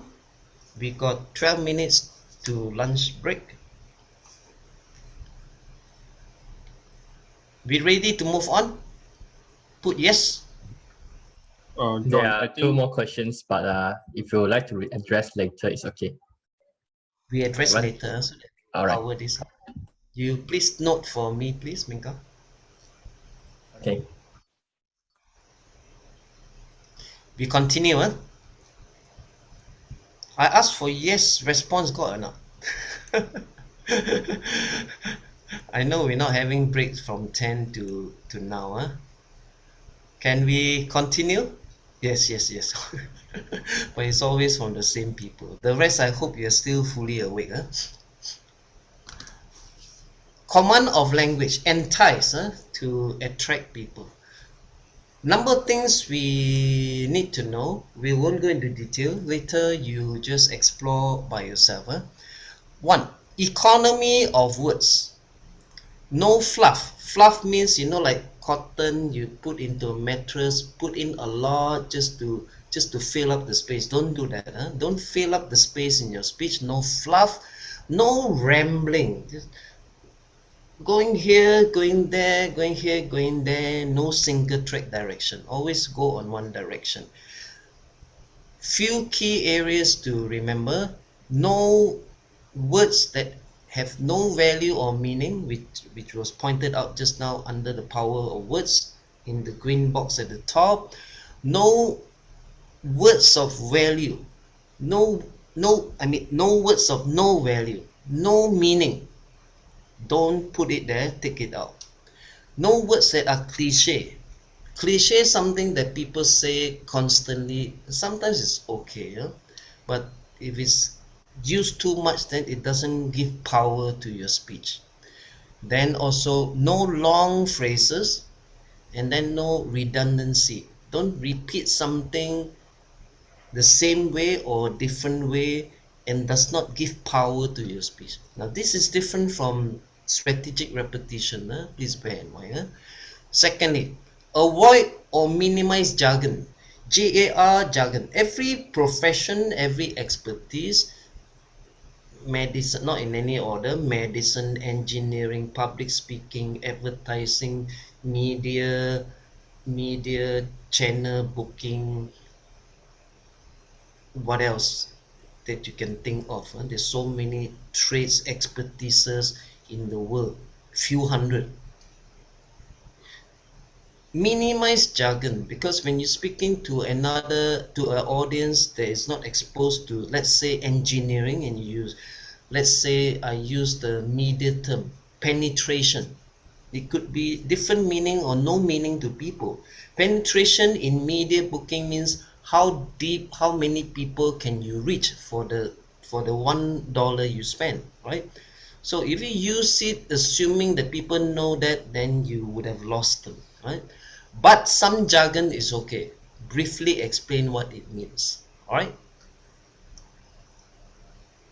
But when you're speaking to your own community, your own trade, your own expertise, by all means use jargon. It turns them on, all right? Then they know what you're talking about. Then shift from technical to non-technical. Those who are in the technical field, do not make a presentation in a technical, factual, rational way. Turn it into non-technical. How? Convert it into an outcome. Example, 5G has this technology, this technology, this technology, this technology. That will interest the only people working in telco. People not working in telco want to know, what can I do with 5G? Download a movie, like compared last time 2 hours, now maybe 5 minutes, later maybe 1 minute, right? Later 5 minutes, 1 minute, a half minute. Better still, take it to another level. What emotion would I feel? I can live a faster pace of life, doing more things with life by saving time on downloading and so forth, so forth. So you take it to another level, to converting technical to non-technical to an emotional outcome. All right. Then the few more. The command of language, as I said just now, which was paraphrased, you can exert great influence on others. By exert, we don't mean force, but you can command the audience by your power of your language. Not big words, not bombastic just for showing off, but right selection of words. Then you script to express, not to impress. You choose words not because they are so powerful. People will get the impression, I'm so good in a language.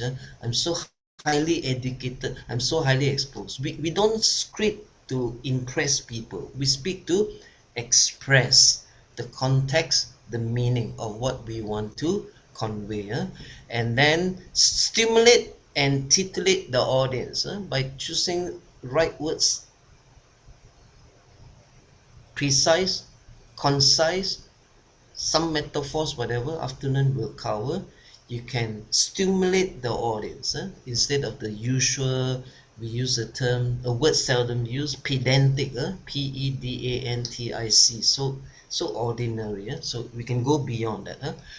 And two more, the use of grammar. Of course, English is a peculiar language with past tense, future tense, past participle, future participle, singular, plural, and so forth and so forth. Other languages have its own peculiarities as well. Today we are focusing on English. Learn about good grammar as much as you can. Don't need to be perfect. A few key areas to look into. The subject and verb. This is one area that a lot of people make a mistake. The use of he and him, she and her. I don't want to go into specifics today, it will take too much time. Instead of saying you are more handsome than him, that is not correct grammar, but nobody will really spot it. That's okay. The correct way is I'm not as handsome as he is. Things like that. So let's no need go into detail. You just check it out yourself. The next one is subject verb agreement. The subject and the verb got to agree. What the person does to the verb, it has to be in agreement. Example, Lillian runs home. Is singular, right? That is easy. What about 1 in 5 children has sunglasses? Most people make a mistake of 1 in 5 children have sunglasses. Why? Because they use 5 children as the subject. The subject is actually 1. So again, you explore yourself. Go to Grammarly or some online app will help you. Misplaced modifiers is the worst of all, and I find that newspaper reports online and offline are the most guilty. They will say something like, so and so was sentenced to 25 years jail for murder in the court yesterday.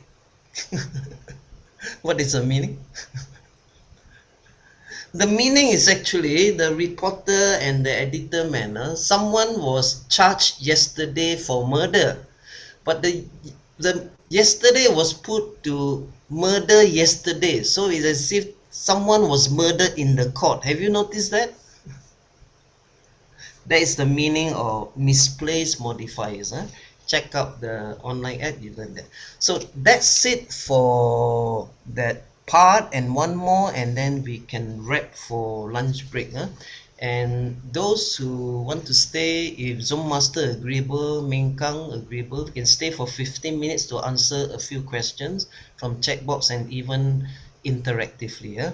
One more, pronunciation. Now, pronunciation of words is very important, more so when a word, if you don't pronounce well, it could be another word. If you pronounce soap, S-O-A-P, as soup, or you pronounce soup, I had soup yesterday. Yes, you had soup, the watery stuff. Many people pronounce I had soap yesterday. So I will jokingly ask them, are you foaming in the mouth now? It's a different word, so be careful. Articulating. Articulating has many meanings. You say if someone is articulative, that means he can speak well with persuasion. We call that an articulate person. Articulating has another meaning. Syllable, you know syllable? Happiness is 3 syllables, correct? Happiness is 3 syllables. So articulate your word well. Happiness. 3 syllable you articulate that way. 4 syllable you articulate that way. 5 syllable, of course, we do not recommend many syllables for public speech. Now and then you use okay. So articulate your word well. If you're not used to the language, go slow like I do. Articulate the word well. When I started learning Mandarin, I was speaking like that. Never mind, let people laugh at you, because that's the way to learn to speak the language in a way that people can understand you. Later you smoothen it, then you flow. And why is it put here? Because today is about scripting, not delivery. Because if you have problem pronouncing the word, thanks to online now, all good dictionaries, as I mentioned just now, there is a voice version.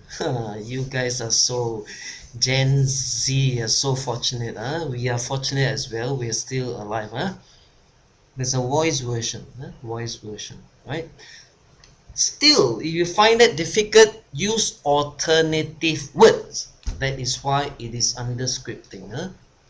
Learn to pronounce, as I mentioned just now. Improve your command of language. Don't give up. Don't follow the competition. If they don't want to grow, let them be. It's a free world. Grow your language. Pronounce. Go to the dictionary. Listen to the voice. Repeat the word over and over and over and over until you get it. Then another word. It's a slow process. That's how I learned Mandarin anyway. Any language, or French, or Vietnamese, or Cambodian, or Dutch, or French, or whatever. We got it? Thanks to our teamwork today, audience and us. June 12th, we have ended. Now, you could have a break. We resume at 2. Those who want to stay back, Zong Master, you okay? Minkang, if we stay back for 15 minutes to answer a few questions, then we wrap. Okay, those who need your break, please go ahead. Come back at 2. I promise you, you cannot miss the session. Creative scripting plus rhetorical device. Right, now, please proceed with the question.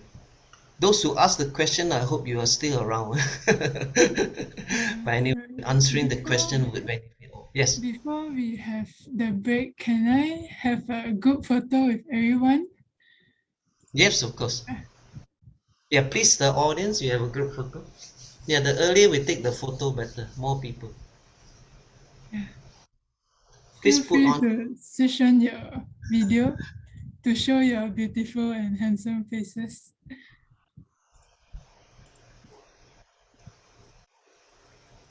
Okay. How about Ian, Angeline, Junbin, and Zahra? Are you convenient to switch on your camera? Video. Okay. Some may charge appearance fees. Okay. So I shall take the picture now. Yeah. Okay. 1, 2, 3, smile. Okay.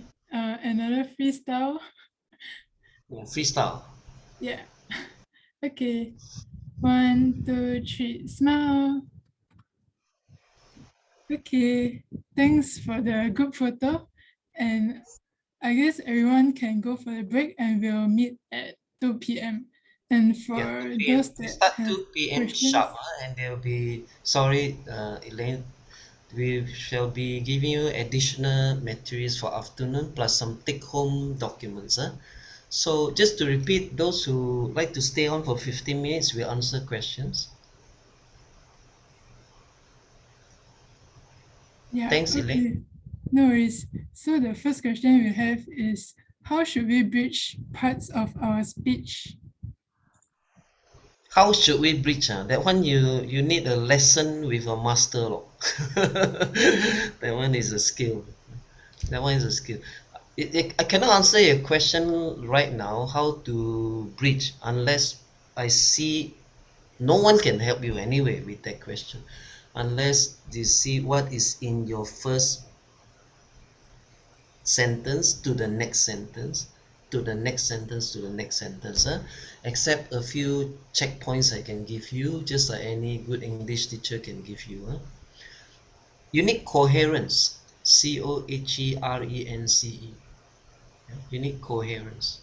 It means it must be connected and understandable. You need continuity. One must flow to the other, so that it's not jointed or not what we call staggered, seamless. You need to sustain the value and meaning of your earlier sentence, the earlier part. Sustain. So that means you're driven by those core ingredients. What is your story idea? What is your promise? Promise to the audience, how they can gain from it. So it just continue. There's no fixed rule to bridge.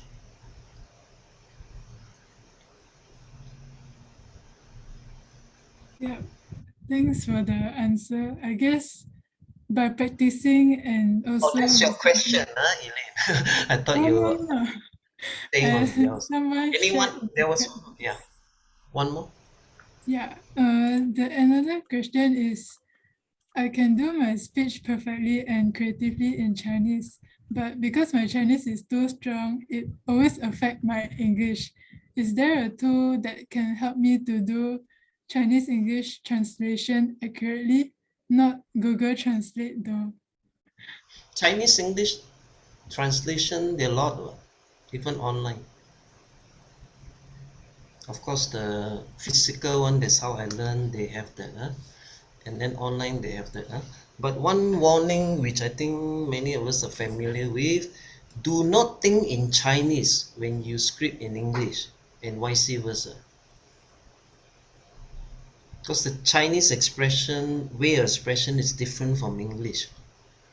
That's why you notice a lot of people who are Chinese educated, nothing wrong with that. They speak English. You know very well they came from a Chinese education background because they use a Chinese structuring. Yeah. So don't think in one language and script in another language. Think in that language.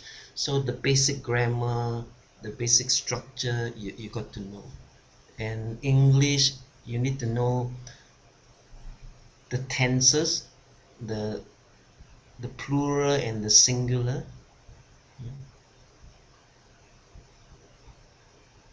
Every language has its peculiarities. Yeah? But Chinese, I find a lot, the Chinese and Southeast Asian languages have one commonality, no tenses. Makes it simpler in that way. Yeah? Any more question? At the moment, no. Yeah. Anyone I from have question.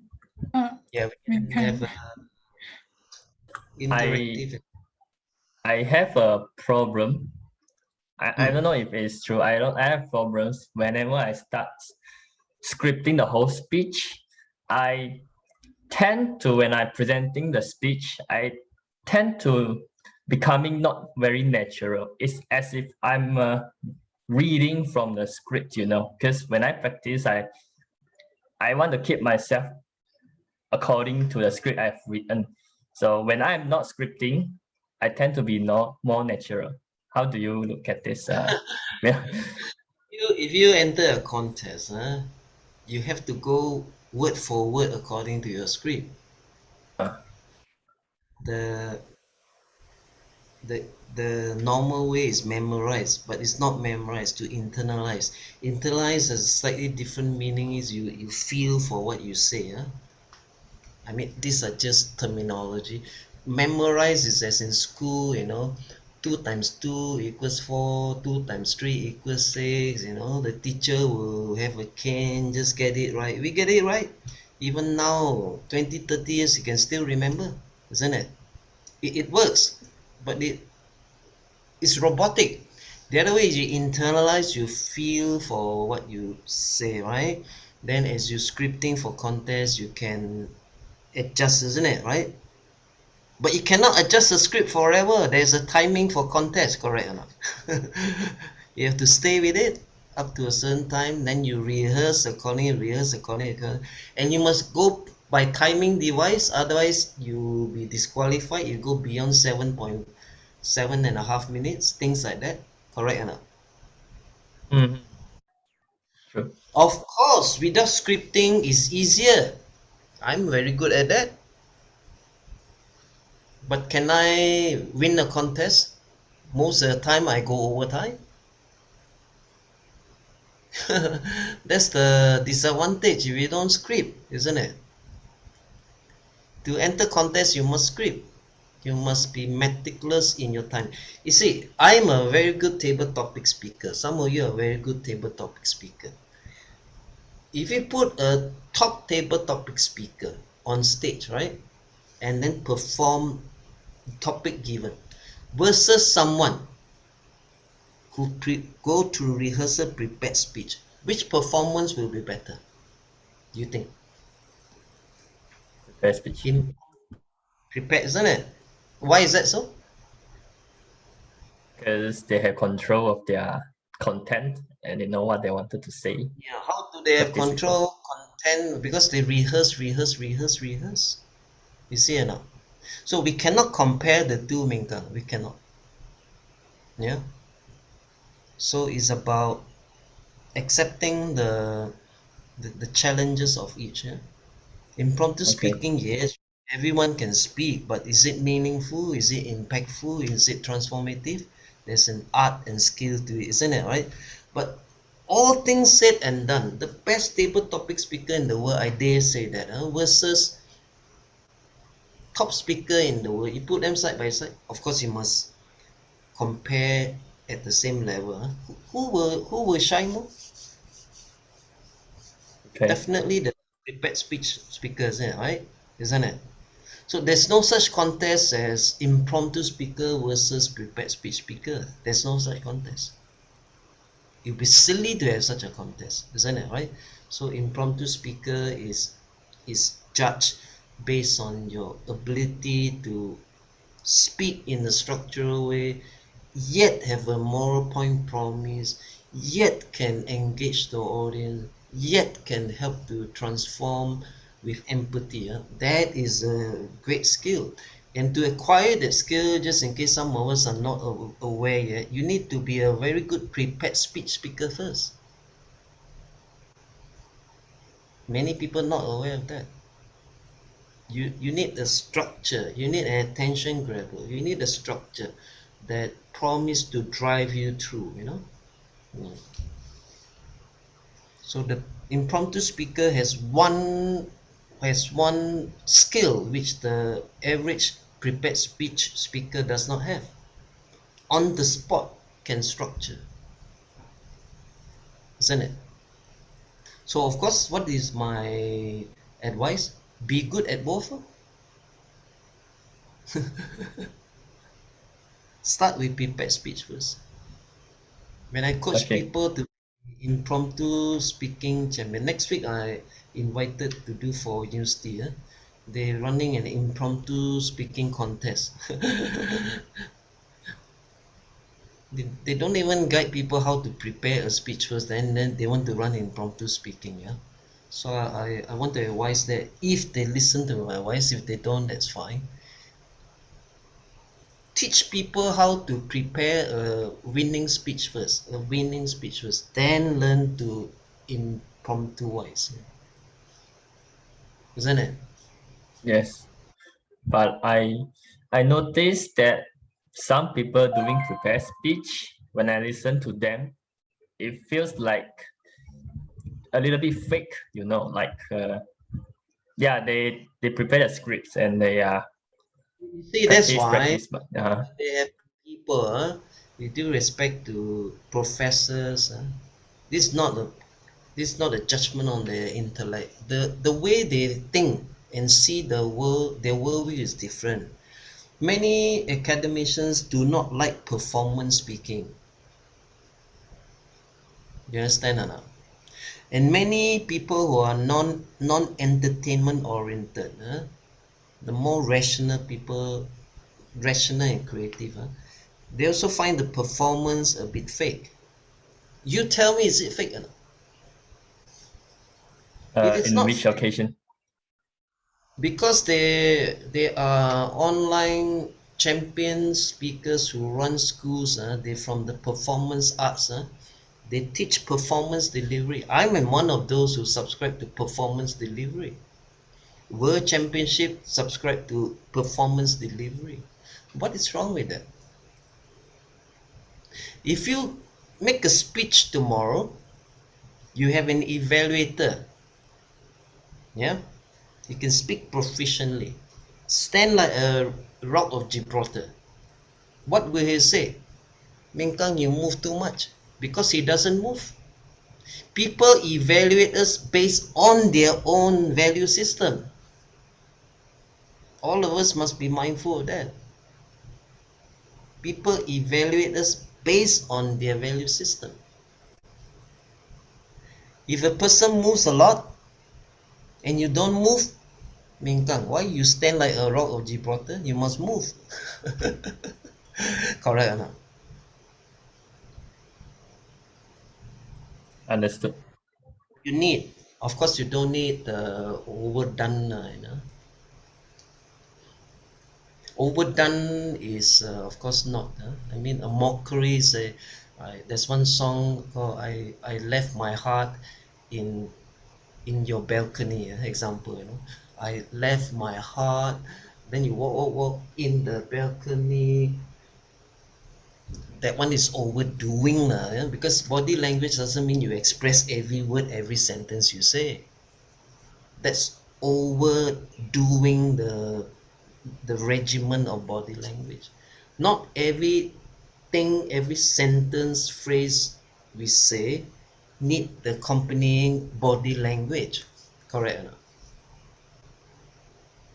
Example, to go forth in life, you need a vision and go. Almost like the YMCA song already, right? You don't need that, right? That's overdoing, overdoing. Unless you're teaching kids, go forward, that's different. That I agree, that's overdoing. But performance purposeful, that's why the word is purposeful, is perfectly alright.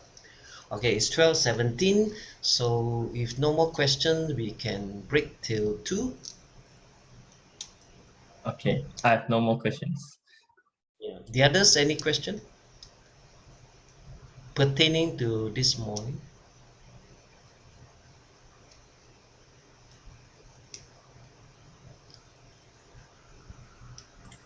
I don't see questions coming, so I believe no. We meet again at 2 sharp. Sure. All right, I'll post the recording. Okay, give me a moment.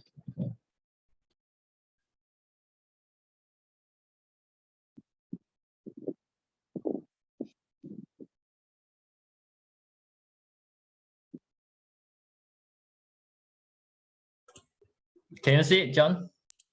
Yeah, so we get started. All right. So ladies Right. and gentlemen, there was one interesting question raised prior to lunch. It was about how to bridge, BIRDG, how to bridge from paragraph to paragraph. Actually, more specifically, I would paraphrase word to word, sentence to sentence, paragraph to paragraph. Bridging is extremely important, but to exactly know how to bridge, one would need to look at what was written before. Any good trainer or facilitator or teacher would need to look at that. But there are 3 checkpoints which I mentioned this morning. It's good to remember for all of us. Number 1 is coherence, COHERENCE, meaning to say, you see, every word, every sentence, every paragraph in your script are parts, K-A-R-T-S. Your whole speech, the whole concept is the whole, W-H-O-L-E. So every part must fit into the whole. It's like a jigsaw puzzle. It must fit to the, what is your overall promise, what is the story idea, what's your context, etc., etc., etc., prescripting. And then, of course, you need continuity, paragraph to paragraph continuity. And then, of course, the best of all is it flows. It flows. It flows. That means it makes sense. So these 3 checkpoints: coherence, continuity, flowing. You should be able to bridge. You should be able to bridge. So let's start this afternoon session. Now, just now, the delay was also useful at the same time, because it was planned that you must look at the infographic first, then we get started. It'll be easier for you to follow, meaning to say you would have browsed through, got an idea, and then now we dive deep in. So now we shall dive deep in. This morning we explore one of the 2 arms of how to be a persuasive creative scripter, and then of course the performer. The first one this morning was word persuasion. Word persuasion. You need to fully obey, is the word, O-B-E-Y, obey the rules for spoken communication this morning. And then, of course, the necessity for command in language. How much command in language? You don't need 100%. You don't need 70%. If you are 50, 60%, you should be there about.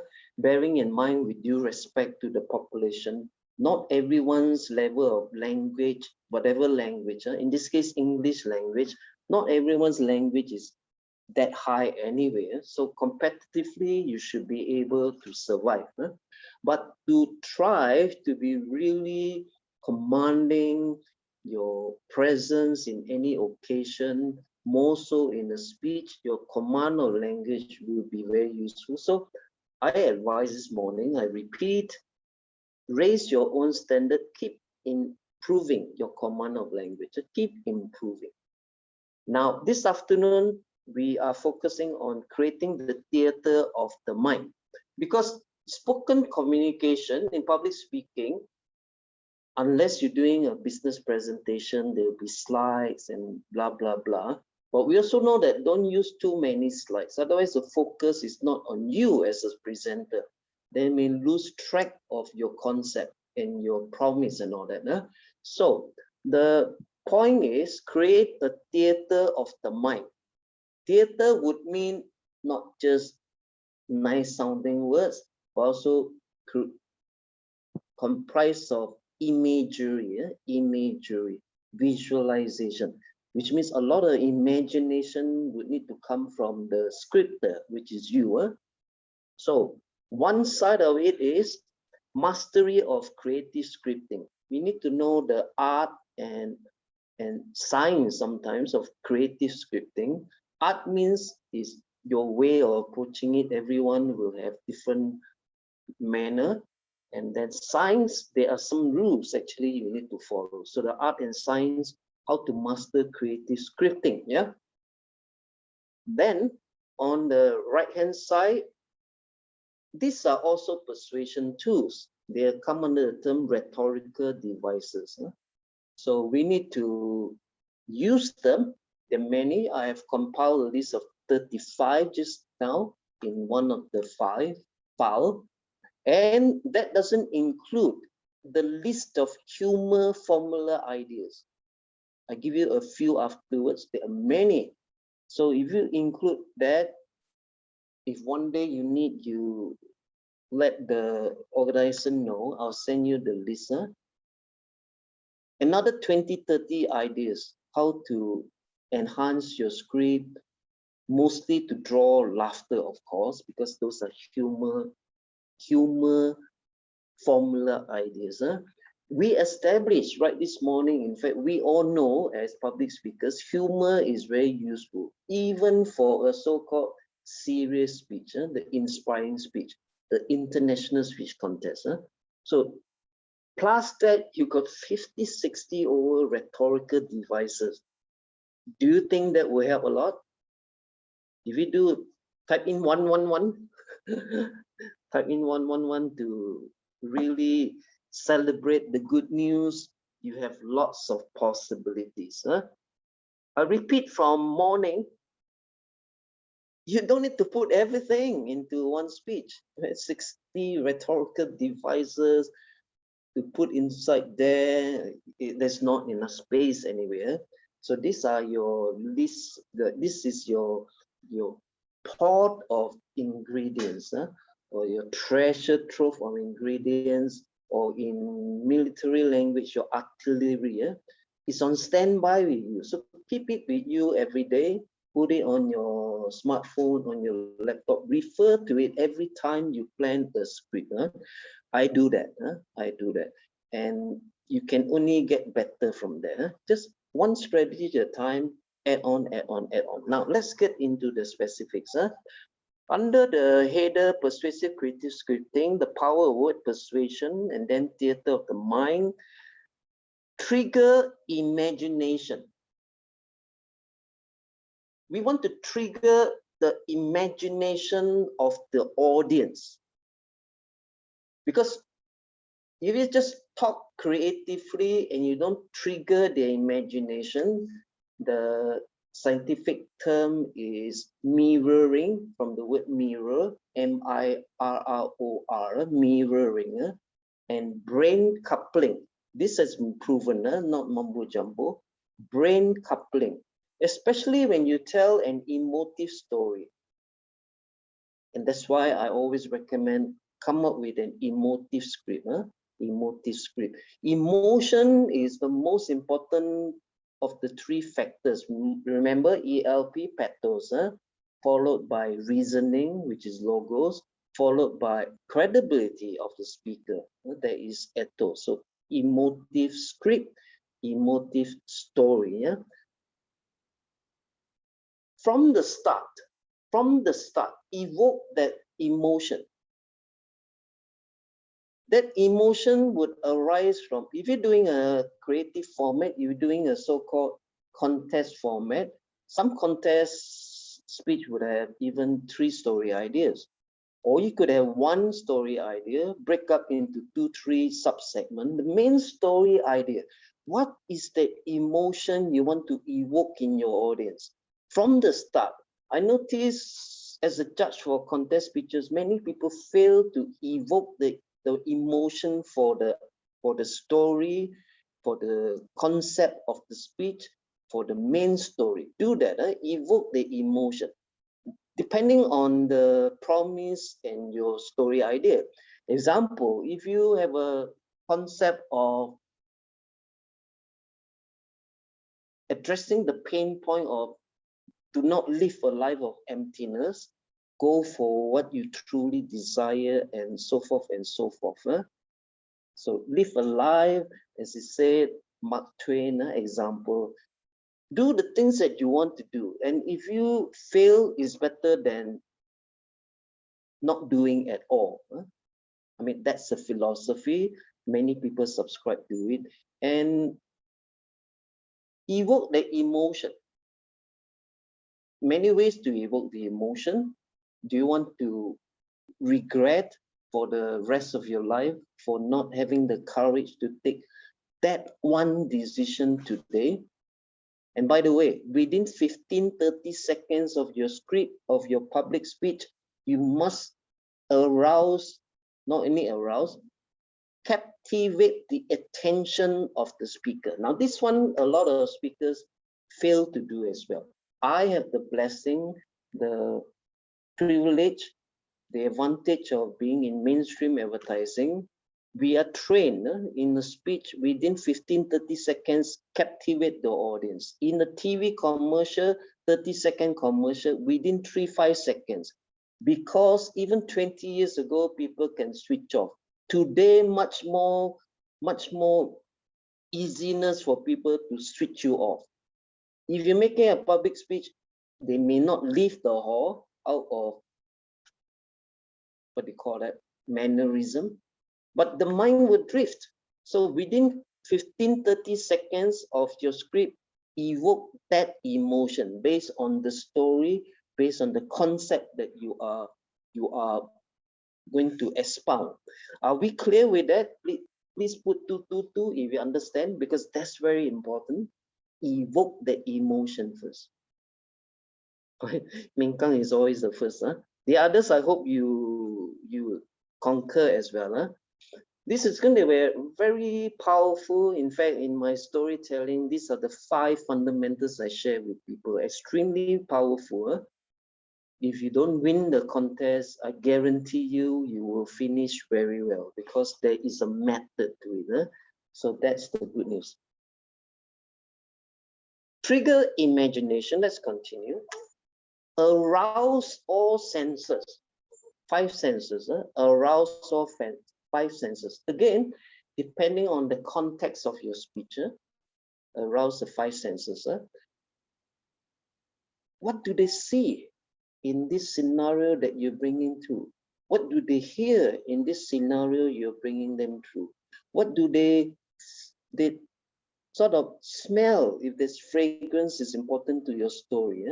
And of course, the other 2 is touch and taste, if they are relevant to your story. But at least arouse 2 to 3 of the 5 senses, then you script accordingly. You know, these are all guiders, checkpoints for how you put in the words to your script. And then you stimulate adrenaline. You know, adrenaline is when you are excited about something. People exercise, and the first thing that comes out from the body is adrenaline. Yeah, that's why after exercise you feel good. In stressful moment, adrenaline also come out. There are 2 types of stress, we know, good stress and bad stress. Good stress, adrenaline will also come out. Then you would masterfully continue to script, and then I'm giving you some scientific terms, brain terms here, but they are real. Oxytocin. Oxytocin means you make a person feel good about the activity that you have now cleverly invited them into your speech, into your idea. The whole purpose of scripting, per what we are learning today, is get the audience into your speech, into your audience. Let them not only own the speech, let them be inside the story. So you are like a guide, putting them inside the story. They are the hero. The audience is a hero. You are not the hero. So that's another paradigm shift as well. You are only a facilitator. A knowledgeable facilitator, no doubt. A credible facilitator, no doubt. And then you guide the audience as a hero to go through your story. Let me tell you this much, without being judgmental. Many contest speakers don't do this, because they only tell their story and hope that the audience feel for it. This is a brilliant method, not my method. It's done by the best storytellers in the world. And that there are not many best storytellers in the world. Out of 7 billion, possibly 1 or 2%. And that's quite a lot of people. If you fall into this category, I'm sure you will, if you follow this method. Then from the adrenaline, the excitement, the oxytocin will be secreted by your pineal gland. It's a hormone. They feel good about it. They get involved. And then when the story is over, dopamine is charged. Dopamine is a happiness hormone. When you help them address their pain point or pleasure point or passion point, more so pain point, they would thank you for the speech. Isn't that what we want to do? They thank you for the speech because you have helped, if not 100 individuals in your audience, even 1 or 2, they got it. Isn't that great? You think that's a great service you're providing them? Type 333. 333. Right? How do we make that possible? Let's dive deep in. I'd like to start with subliminal communication. Subliminal communication happens every day.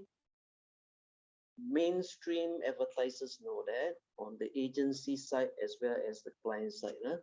But subliminal communication have many levels. There are many levels. For simplicity, I'll go 3 levels. There's one level which I don't encourage us to do at all, because it's not mumbo jumbo, but it's too long. It's too long term. We want short term, don't we?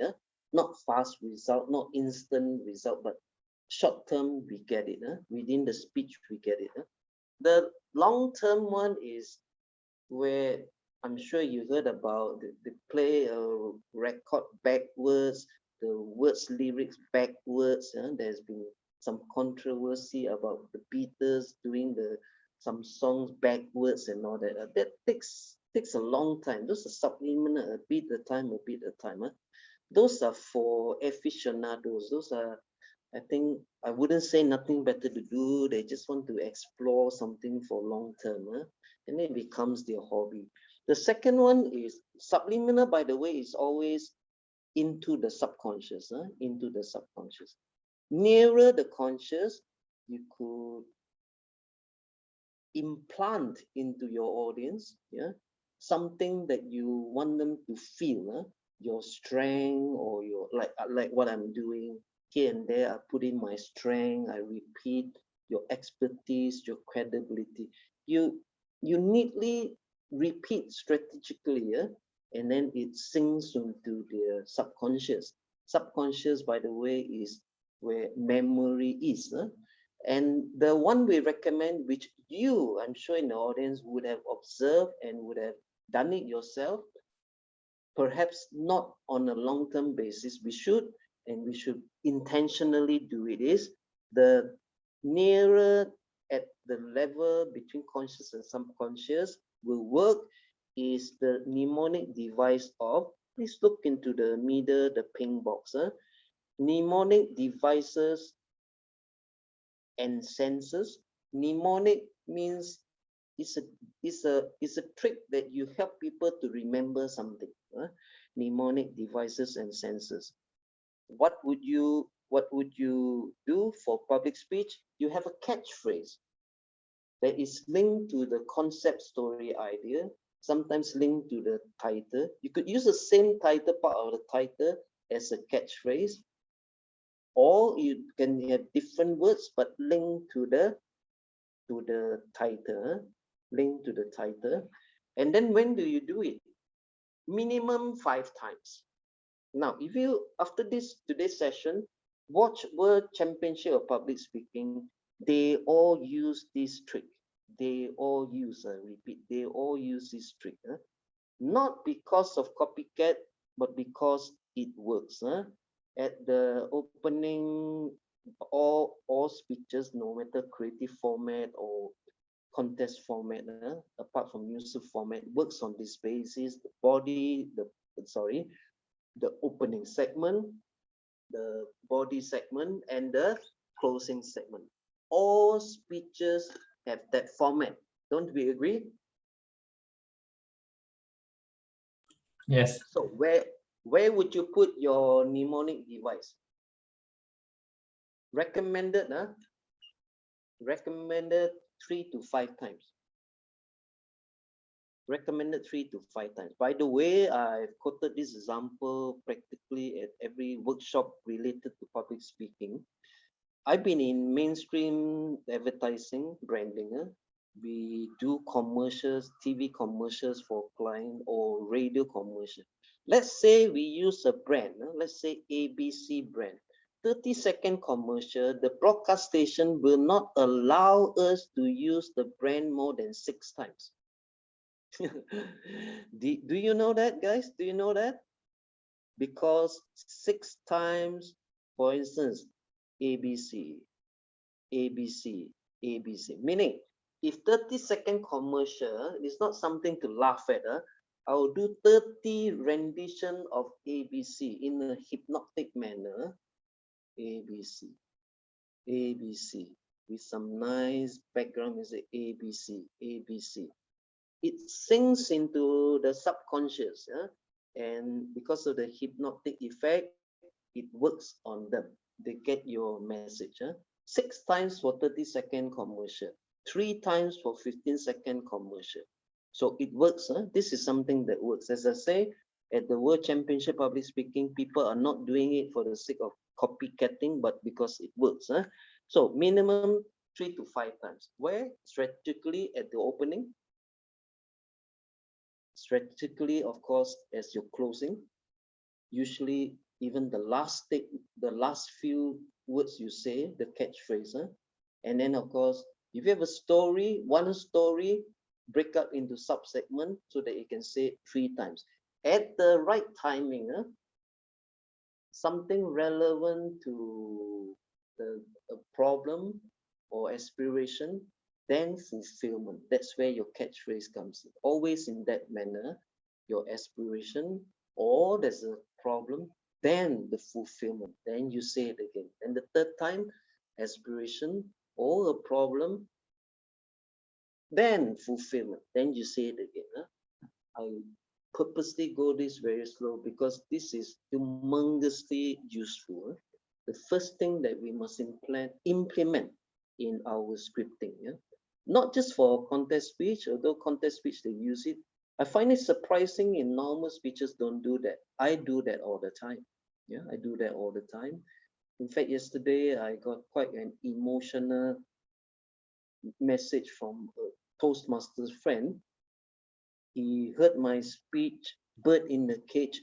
Can you imagine? 8 years ago, he remembered till today. The bird in a cage, the bird in the cage, the bird in the cage. It was a story of a bird that my mom bought and put into a cage. After a few months, out of curiosity, my mom opened the gate of the cage. The bird came out, but went back. Real story. I told this many times in public speaking. Then couple more days, let the bird out again. This time it went just slightly further. And reminder, this is a true story. The bird walked back again. Because when a bird is customized into a surrounding, a prison, is an analogy to people. Something happened in our life, failure or disappointment, whatever. We lock ourselves in the cage, in a mental prison. And then one day we had the opportunity to go forward. We go back to our mental prison. I'm sure you heard this analogy before in many ways. And so he remembered it up to date. And that is why, of course, this is not the only speech I've done that people can remember. If you do your speech well, the whole purpose is this. People remember the key points, the key story idea, the key promise you give. Because what is our intention as public speaker? Whether professional or non-professional, we want to inspire lives and definitely take it one step further to help transform lives. I'm sure we all agree on that. So we must help the audience to remember what we want them to remember. So in quite a long way, I have now really emphasized the use of mnemonic device. Right? Then the bottom of the pink box, show, not tell. Many people give a public speech when they narrate a personal experience or the story. They just tell the situation. They just tell what happened. Instead of being in the story, instead of reenacting, from the word enact, E-N-A-C-T, reenacting the story. Could be it had happened yesterday.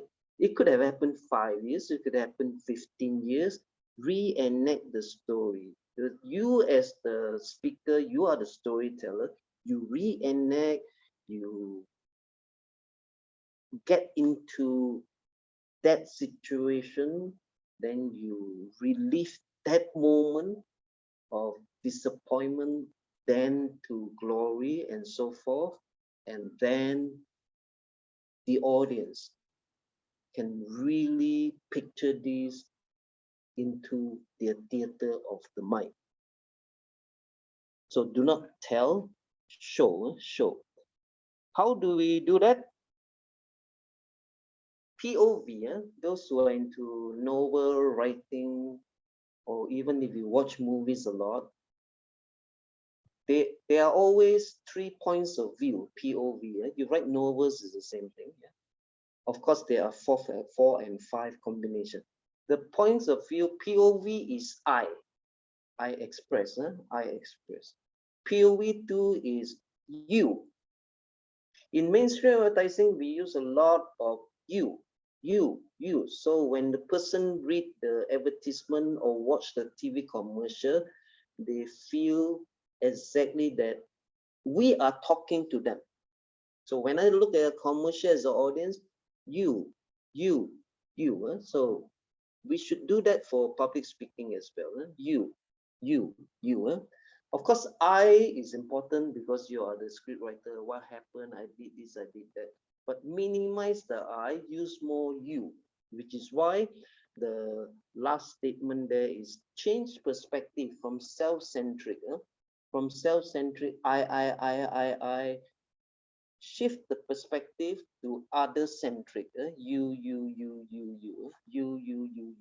because the whole purpose of the speech is for the audience to be inspired and be transformed. We are the catalyst, we are a vehicle to bring out the experience that we have, to prove, to evidence that the concept, that the possible solution, that the philosophy we want to project to the speech is achievable through our personal experience, so that it doesn't end up as just being preachy. It's also a matter of walking the talk, your integrity of sharing with people an idea that you have proof that it works. All right. The third POV is about they. First is I. Second POV is you. Third is they. THY, they all. Minimize the POV 1, I. Maximize POV 2, you. And of course, downplay POV 3, downplay that, so that we will actually not only elevate, we actually treat the audience as the hero, which is part of the huge paradigm shift. Many people, because they're not aware of this pivoting of how to write good story, write good speeches, write good advertisements and so forth, do TV commercial and so forth, they still treat themselves as the hero. The paradigm has shifted. The hero is the audience. The hero is the audience. That's why I stress here, maximize POV 2, point of view 2, minimize POV 1. All right? Are we getting it? John, Bessie here. Can I ask a question? Can. Okay, just now you talk about the personalized POV. What is POV? Point One of view. Of the point of view. One, you stress on I, minimize, and then maximize you and downplay they, right? You is POV 2. Yeah. So a downplay they, which is the number 3 lah. How about we? We is also under POV 3. Good that you raised a question. Or the POV 3 lah. That means it is they and we. I, you, they, we all are under POV 3. All right. Okay. Thanks, John. Fantastic that you raised the question. It includes we also. Now, because we're going to be very strategic, we want to be persuasive speakers, which we all are capable of. It's about knowing the method. Knowing the method. And let's move on to the left-hand side. How to have mastery of creative scripting. Then on the right-hand side, rhetorical devices. There are many to re-emphasize. More than 30 rhetorical devices, plus if you add on humor formula, another 20, 30. So lots of possibilities, and many people are not even exploring the possibilities. So let's dive into how to be having mastery of creative scripting. First, literal power versus figurative power. The word literal is, as the word says, literal. Say as it is, literal. Literal, direct.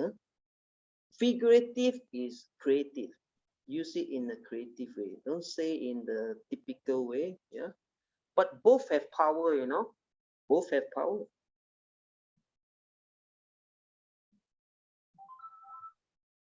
I charge into the station and jump onto the train and then ride on, and 2 miles later I jump off the train. So that's literal, direct. There's no figurativeness about it, right? It's usable. There is a direct, as long as you use action verbs, action now, there's excitement there, there's entertainment there, there's of course emotion there. Yeah. So you choose the both. But of course, in creative writing, that's why we have metaphor and simile and analogy and whatnot. We do our best to put in figurative. Figurative. All rhetorical devices come under figurative, because the way of saying it that will be expanding people's possibility to be persuaded. Next, connect with literary elements. Literary refers to literature, but today we're not talking about literature. We're talking about there is a format. If you watch movie, there is a format. There are elements in every movie making. So you could take it down. I give you the elements. There's always a story idea. There will be a theme. A theme is an idea that is interlinking all parts of the story. There will be what we call a story arc or a story structure. And many story structure. Today we're not talking about storytelling. I'm just giving you the elements of story.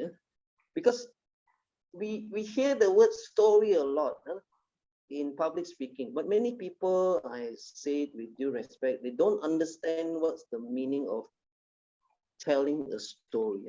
Telling a story, if we do it in the best way possible, is like doing what movies are doing. Doing what movies are doing. So the element, story structure you got to have.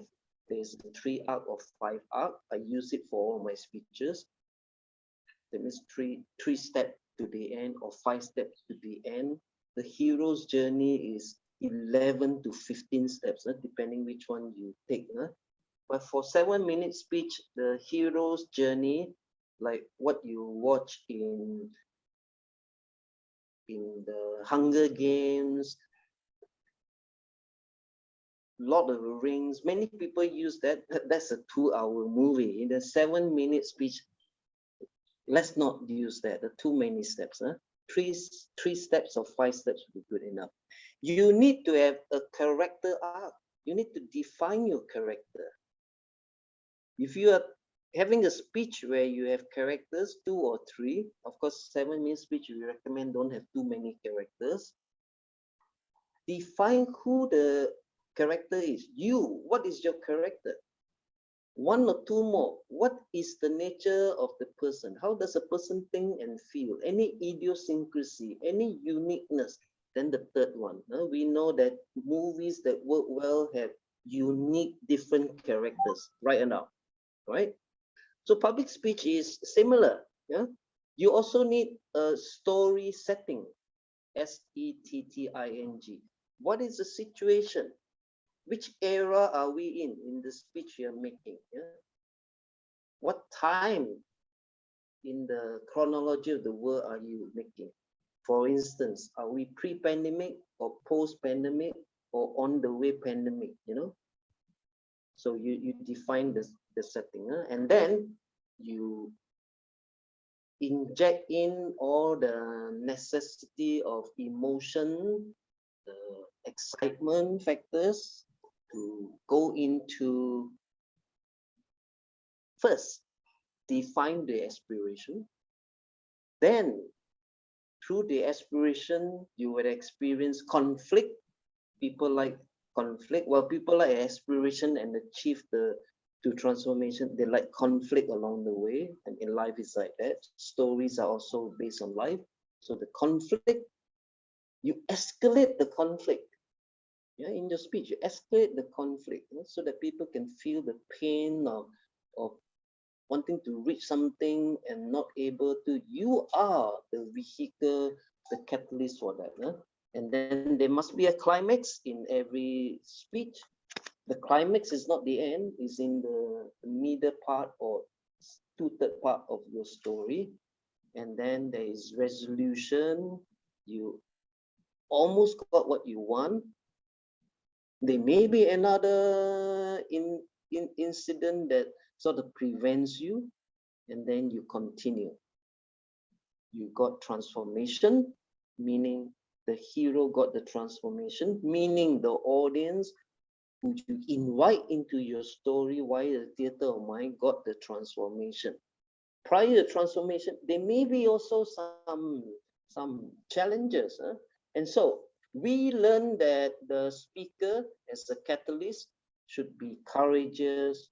We learn that all humans have vulnerability, and it's good to have vulnerability, because if we make the speech, I am courageous, I have this aspiration, I do this, I do that, I got it. People don't like that anymore. People like speakers who are vulnerable, who are human, who are not superhuman. Are we getting it? You're getting it, 555? That's the meaning of connect with literary elements. Your whole speech making takes on a new dimension altogether. The third pointer, be the story. Be the story. There is a saying, the dancer performed so well, she became the dance. Have you heard that saying? The dancer performed so well, she became the dance, at one with the dance. So as speech makers ourselves, we get into a speech, we narrate the concept, the story so well that we are entwined to be the story. A very high aspiration, it is possible. Get into it. Then, I mentioned just now, get into the story, relive, L-I-V-E, the real moment of discovery or realization, you act it out, all right? There's real power there. The bottom half, the bottom half, typically all communication manuals, why is that? The top half is actually stronger. Not every communication manual go about that, because many communication manuals deal with only the basic, not wrong. But the top half is a higher level, which all of you, I believe, not only aspire to be, you really can be. The bottom half. Use colorful kaleidoscopic. Kaleidoscopic is like the 7 colors of the rainbow and all that. Of course, purposefully. Do not just use flowery language. In advertising, we say airy-fairy. Very nice, very colorful, but not substantive. Remember, meaning, value, impact. Second, descriptive. Be descriptive. Be careful, because earlier this morning we talked about precise, concise, accurate words. Shorten your words, shorten your sentence, shorten your paragraph. So here it seems like contradicting, isn't it? You describe. When we describe something, we describe a situation, we describe a person, you tend to use more words, am I not right? You tend to, so be careful, don't go overboard and override, and then we break one of the rules of spoken communication, which is to use short sentence, short words, short sentence, short paragraph. Keep a balance, keep a balance. Then we need to use, and by the way, the descriptive language must be emotion laden. I've mentioned this many times.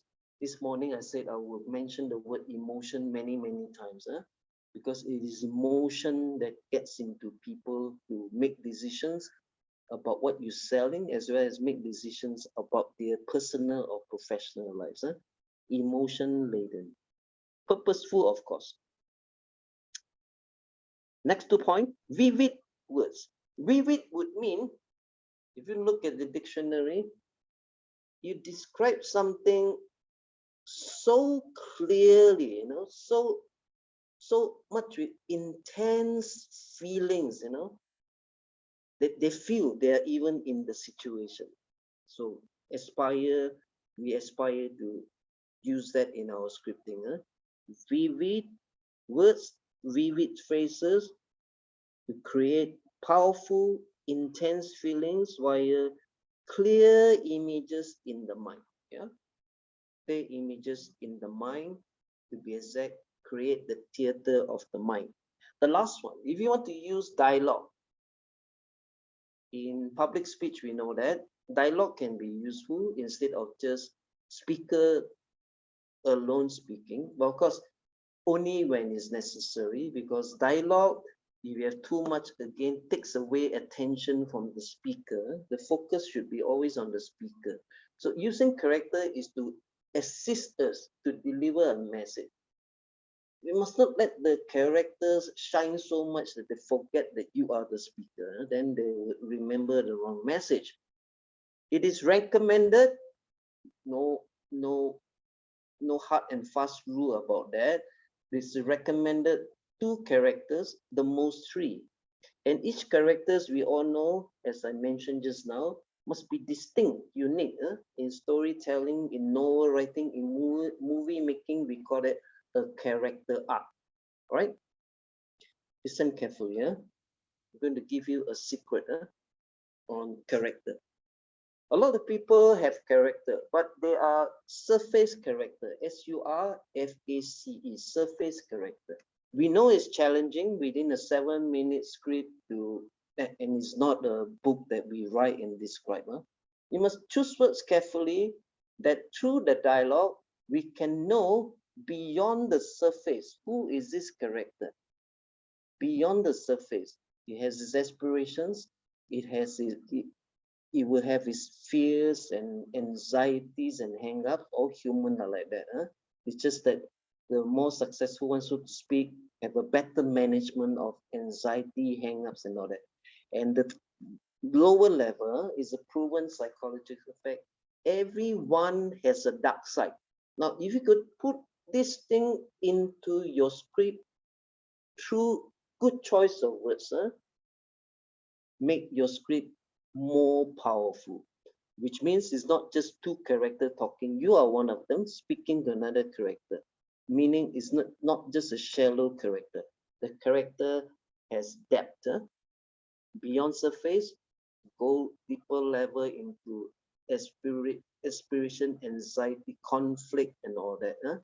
And then the third deeper level, everyone has a dark side. Apart from what we call the closet of secrets that we don't tell anyone. Make sense? If it makes sense, put 666. We're going to create masterpieces, my friends, masterpieces. You are able to. Now, We are on to that last segment now. Timing is good. As I said, my delay in logging in helped in a way that it was planned that you run through the infographic first. So we are on time now. We move on to the right side. The right side. Learn to and enjoy playing with words.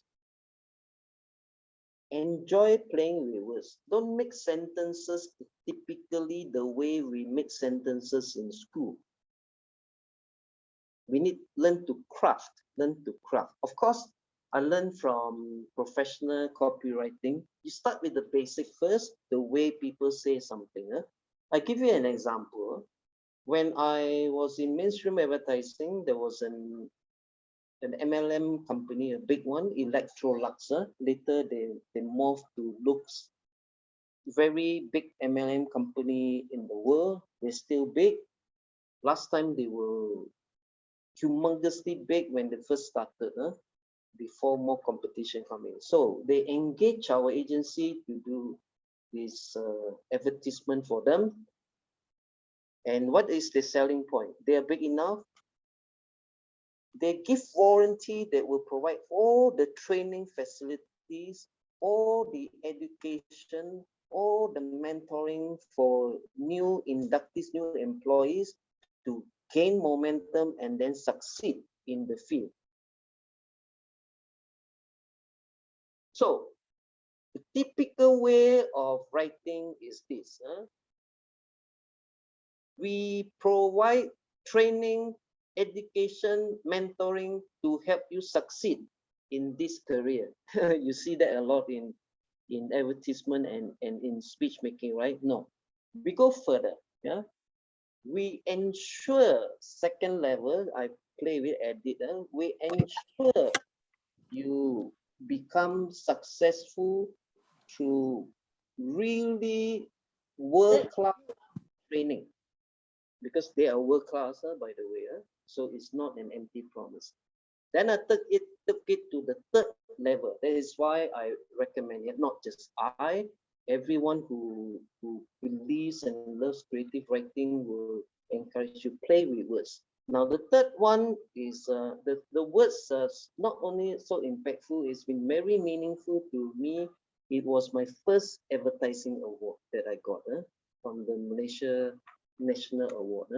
And the word was based on, remember, they provide facilities, training, blah, blah, to help people to be world-class in their performance and succeed. The third level, I came up with this headline, using an eagle as analogy. Can we have that disruption off first? All right. The third level, of course, you play around, start with basic, improve upon it. Then third level, you should be able to get something creative and really resonating. So the headline read, if you desire to fly,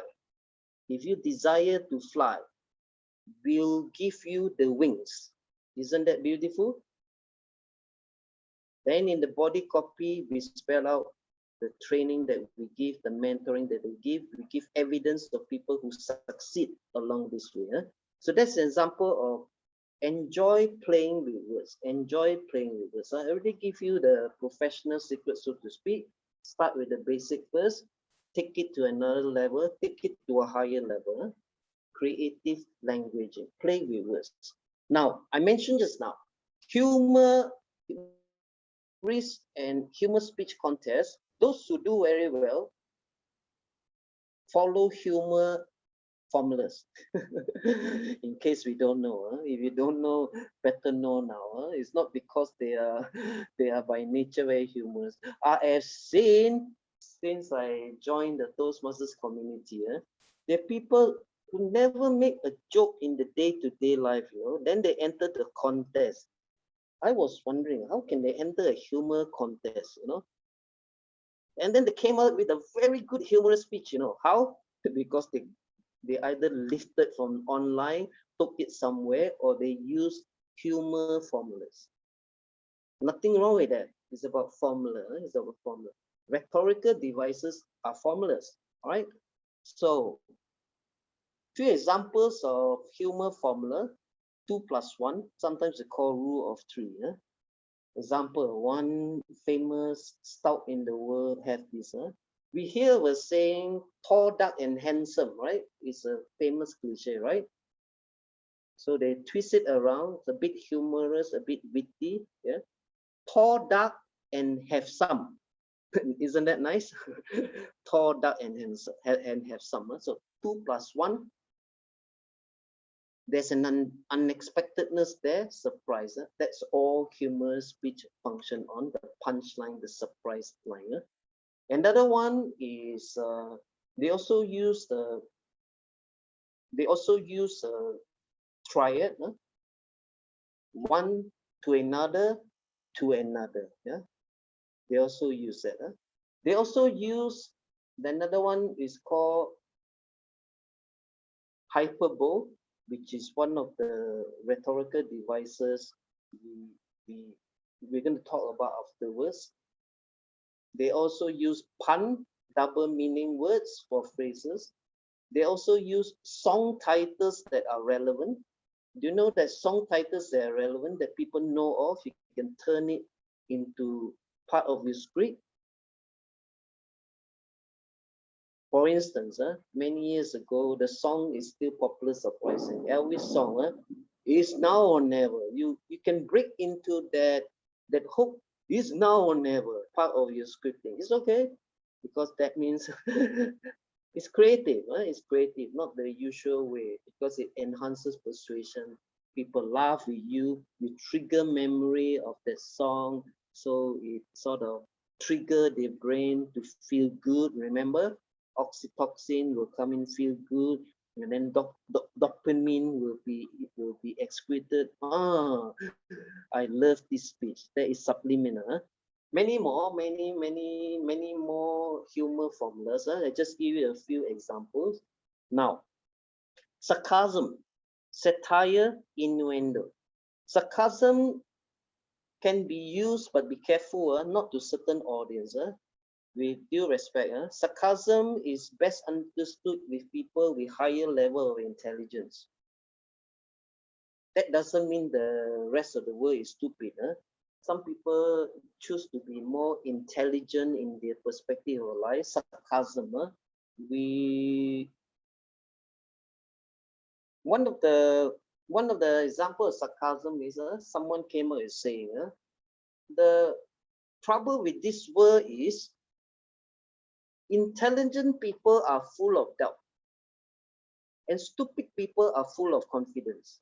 Have you heard that? That's being sarcastic. Sarcastic. That means it's not a good intention. Among friends, you're being playful, right? If you're office saying that in front of people who don't like you, your competitors, so to speak, they will hate you. So sarcasm cannot be used anywhere, depending on your audience. Satire is even more difficult for people to understand. Satire would mean the opposite of what you say. The opposite of what you say. ABC is a real fine gentleman that you should be spending more time with. The actual meaning of the speaker is ABC is a real lousy person that you better stay 200 miles away. So satire, be careful. There used to be a very popular magazine called Mad Magazine. They will say everything as if it's the truth, but the meaning is the opposite. So be careful, only depending on certain audience. And the third is innuendo. Innuendo is making reference to somebody's not good or negative part or behavior. Again, all these three. So sarcasm, satire, innuendo, example. But it's useful for crafting creative and interesting script, provided the audience is suitable. The next one, mockery, making fun of people, situation, events, which is fine, because if you do it tastefully, for humor, definitely fine. Even for international speech, make fun of people, situation, events. It's perfectly fine, right? Now we move on to the last subsegment. Before that, remind you there were two other documents that was uploaded just now, as a list of 35 rhetorical devices that's compiled. Today here we cover 10. Yeah, this is the one, but I'm not making reference to this, Mingkang. So just this is your take-home document. I have picked 10 for this afternoon discussion because these 10 are easier to use. Of course, you still need a bit of skill and practice. Easier to use. I don't need this document, Binka. I just remind people that there is this document that they should refer for long term. I'm highlighting 10 out of 35 because these are very, I use the word easy. Of course, anything we do for the first time is not easy, but relatively easier. So for the others, please refer. As we said this morning, apply one at a time, sort of make it very way of your life, then apply the next one and so forth and so forth. And voila, one day, all these 10 rhetorical devices, it will be a way of life. And then we'll be making intentionally transformative speeches, not accidental, intentional, right? First one, analogy is my favorite. I use eagle a lot as analogy, fly high, the only birds in the animal kingdom that doesn't run away from a storm. It faces a storm because it has a genetic skill. This is all research, that they go straight into the stormy clouds, the black clouds, stretch out their wings, lift it slightly, and allow the wind to lift them out of the storm. That is where the saying "rise above the storm" came about. So that's an analogy to human.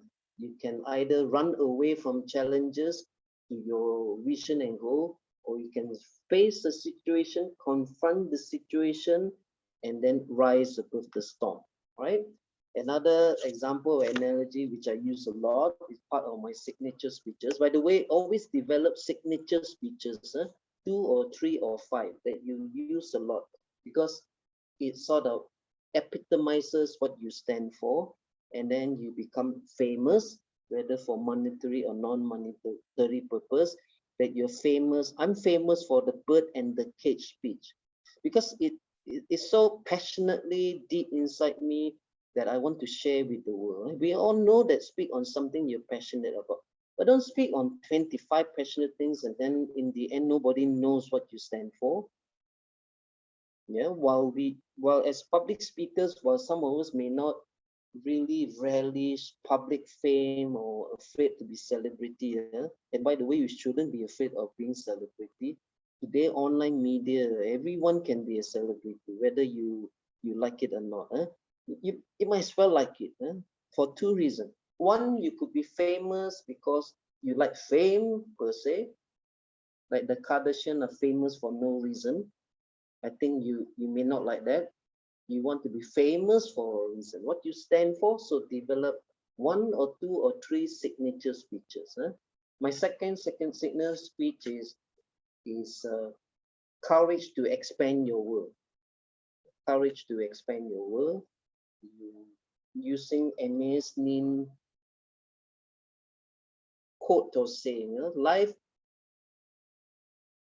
expands your strengths in proportion to your courage. So that's my analogy. The more courage I have, the audience, the more courage you have, the more you expand your world, that having the courage to do things, your world become bigger and bigger and bigger and bigger. Contrast that to the bird in the cage. The life has shrunk, isn't it? So I make cross-reference to that. And then third example of analogy, one of the World Championship speeches that I like a lot, many people like as well. There's something in you There's something in you. And the following line is very witty, but I don't know what it is. That's not the key message of the speech. The key message is it started with an analogy of a full flower with a few petals. That's an analogy that each human being is just like the flower. We have our various facets. And then one petal peel off, another petal peel off, another petal peel off. So as an analogy to people going through life, through disappointment, to failures, to whatever hardship, one petal drop off, drop off, drop off. At the end of the speech, he brought back the flower all whole again, W-H-O-L-E. Why? Because we go through life, petals can fall, but there will be people to help put you, raise you back to what you want to become and achieve your vision and goal. Provided, of course, you have the desire to go on with your life and your vision. So that is one of my favorite speeches. I believe many people like that as well. So there's an example of analogy. Second, figurative sayings. Figurative sayings are sayings that are not direct. Direct saying we can use is people without vision always go back to their past. That is direct. Have you heard that? There's one famous Japanese saying,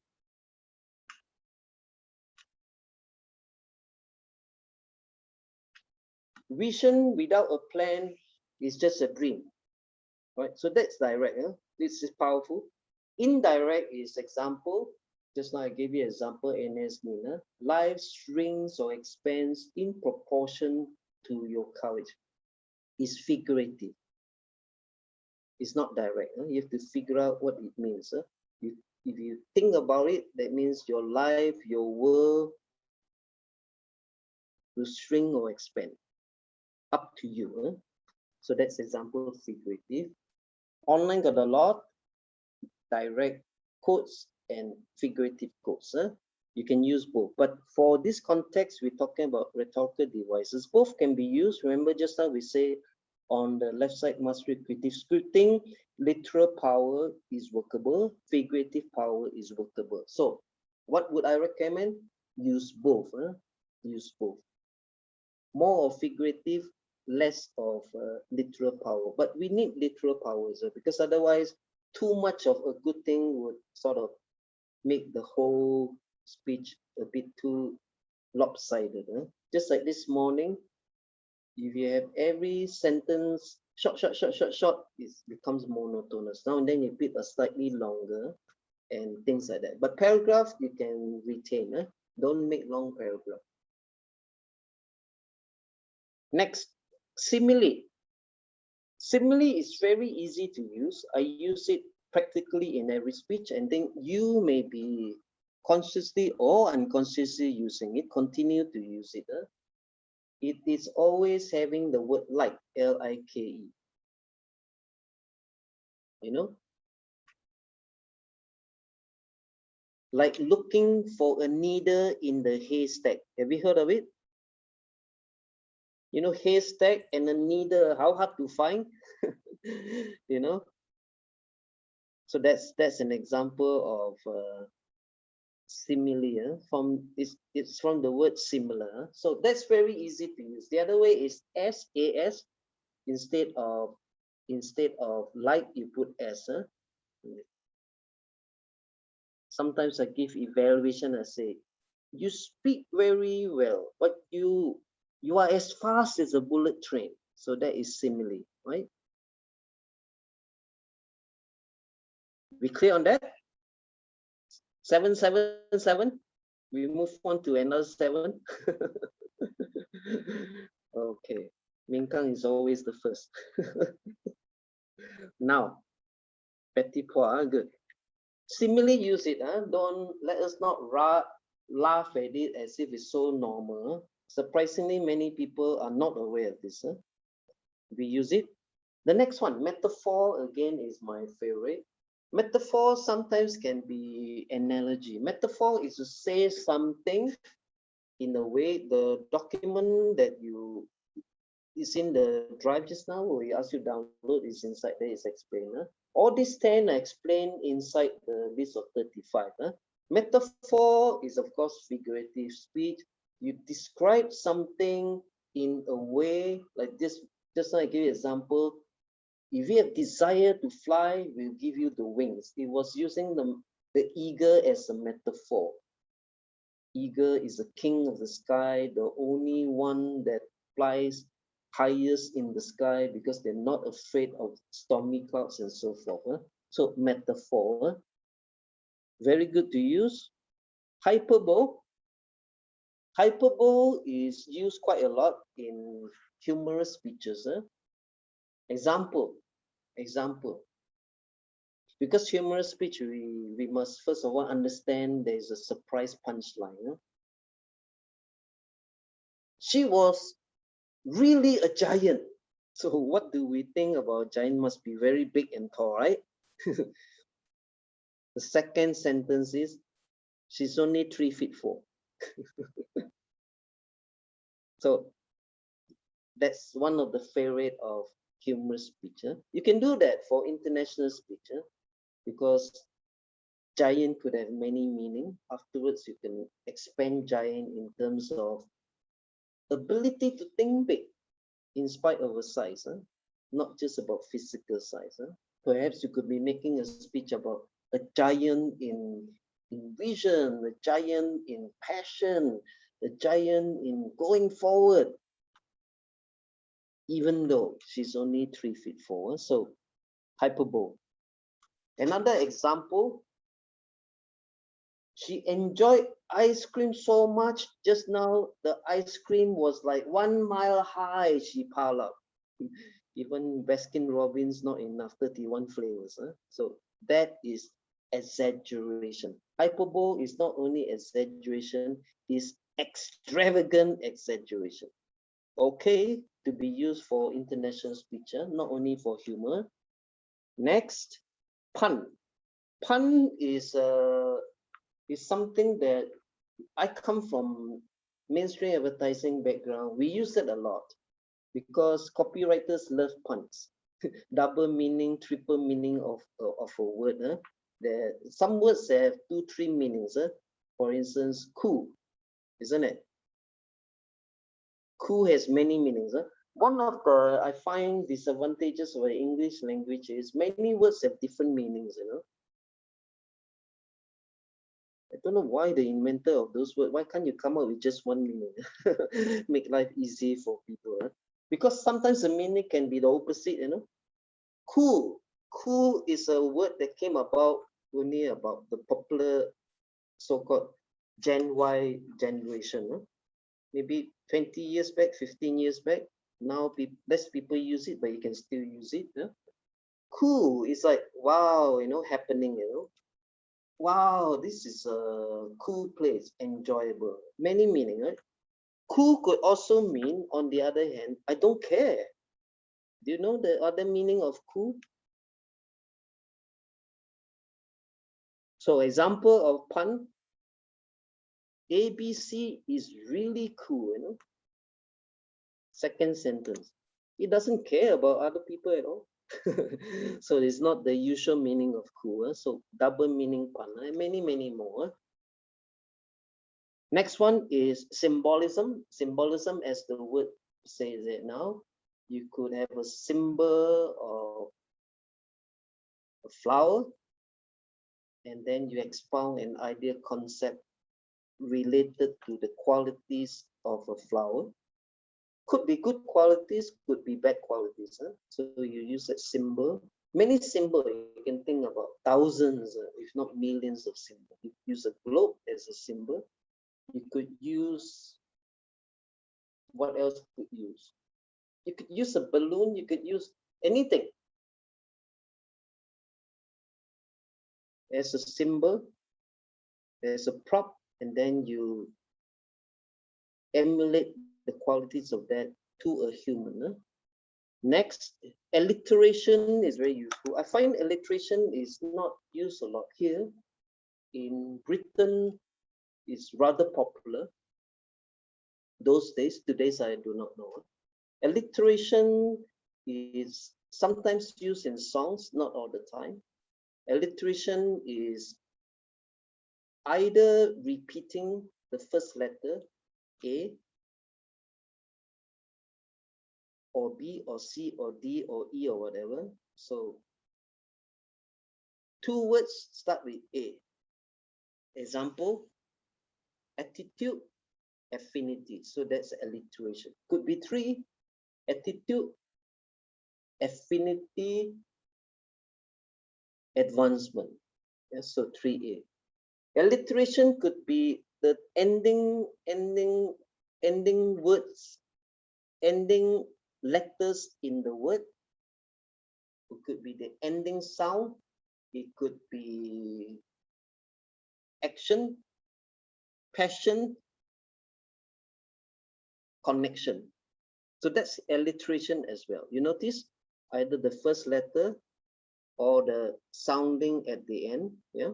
Of course, in song lyrics is used as well, but not as much as the one further down. Let me just jump the gun a bit. Rhyming.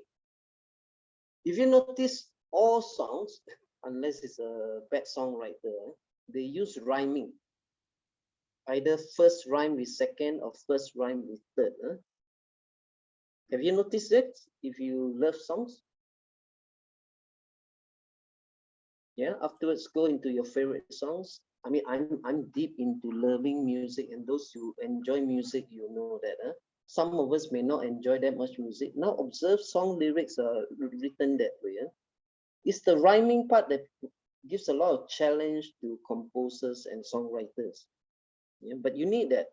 Why you need that? Because it again work into the subliminal mind of people, the subconscious mind of people. You rhyme the first and third, rhyme the first and second. Yeah. Every step you make, every breath you take, the sting song. Sometimes people rhyme even 3 to 4 sentences. It's up to you. So use rhyme is in a way similar to alliteration. Alliteration is something I find more elegant. Yeah? You need to spend some effort. Very nice. Starting of the word, the letter of the 26th alphabet, or the end part. Or even some very clever writers, they make the effort. Superstition, transition. So it's more than just the last sounding, the second sounding as well. So of course it needs a lot of effort. But the effort is worth it. Then it rings a bell in the audience, because it works subliminally. And also because they seldom hear this being used in public speaking. So it's like a unique way this speaker is speaking. Now, we into the most favorite of all, the most favorite all-time high rhetorical device. Guess what is that? Try it. Try it. Try it.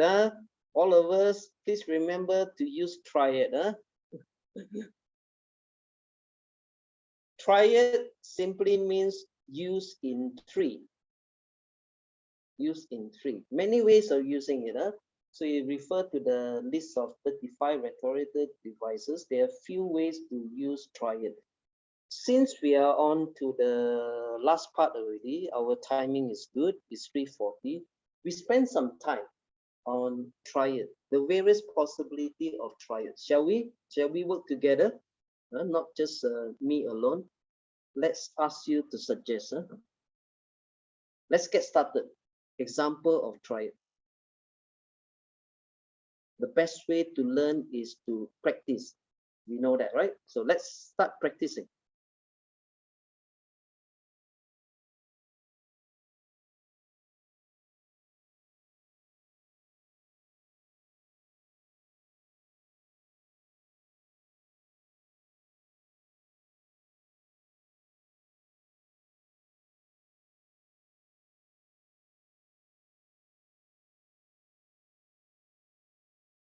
What do you mean by sisters? Okay.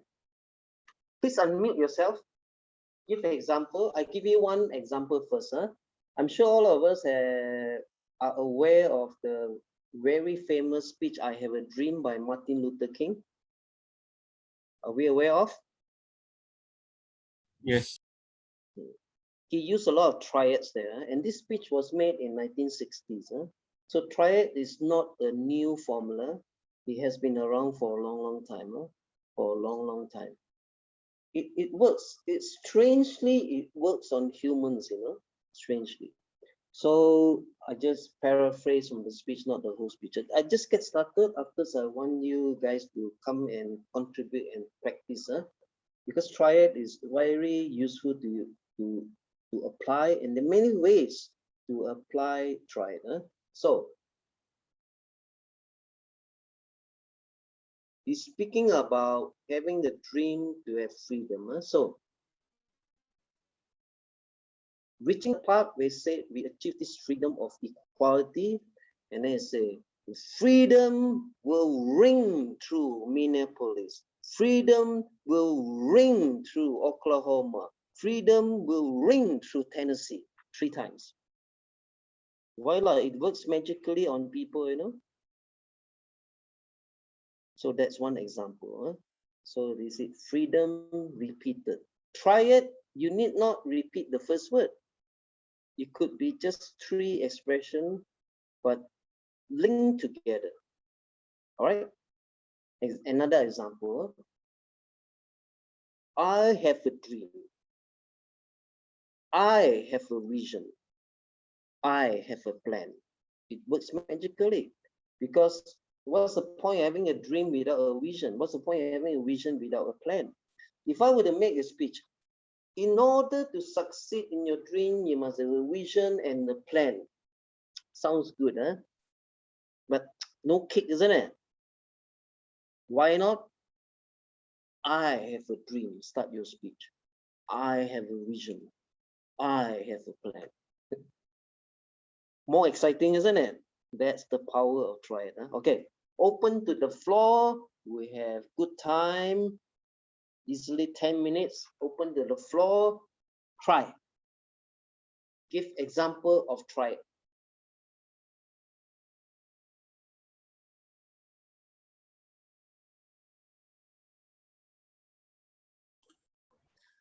It works for you. It works for me. It works for everybody. Fantastic. Is that true? Give him a round of applause. We're going to applaud everyone who practicalized. Any learning is not useful unless it's practicalized. Let's practicalize triad now, and then from tomorrow onwards, use triad.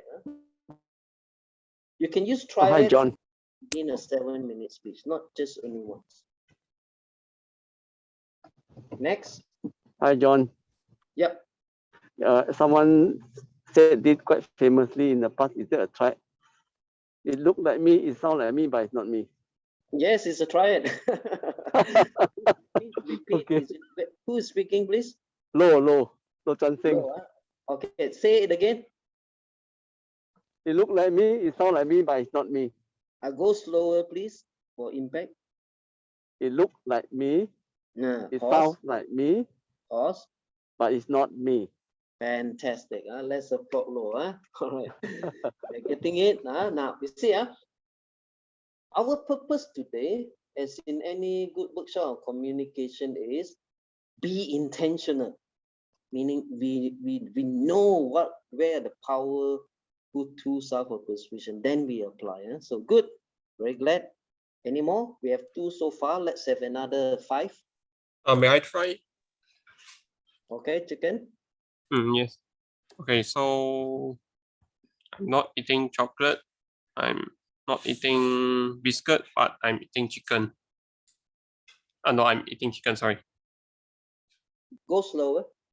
Okay, so I'm not eating chocolate. I'm not eating biscuit. I'm eating chicken. That's fine, but that's more like 2 + 1 humor. Okay. Because you like something typical food, sugary, but you eat something else, so-called nutritious, provided as a farm, a ranch chicken, not the cage of chicken. All right. So if you were to take away but is good, but another document which we appended just now is the powerful words of persuasion. The use of but is known as a coherence marker. So you refer to that. So for what you say, just 𝐸𝐿, you could just say I like chocolate, I like this, I like chicken. So it's power of 3. Yeah.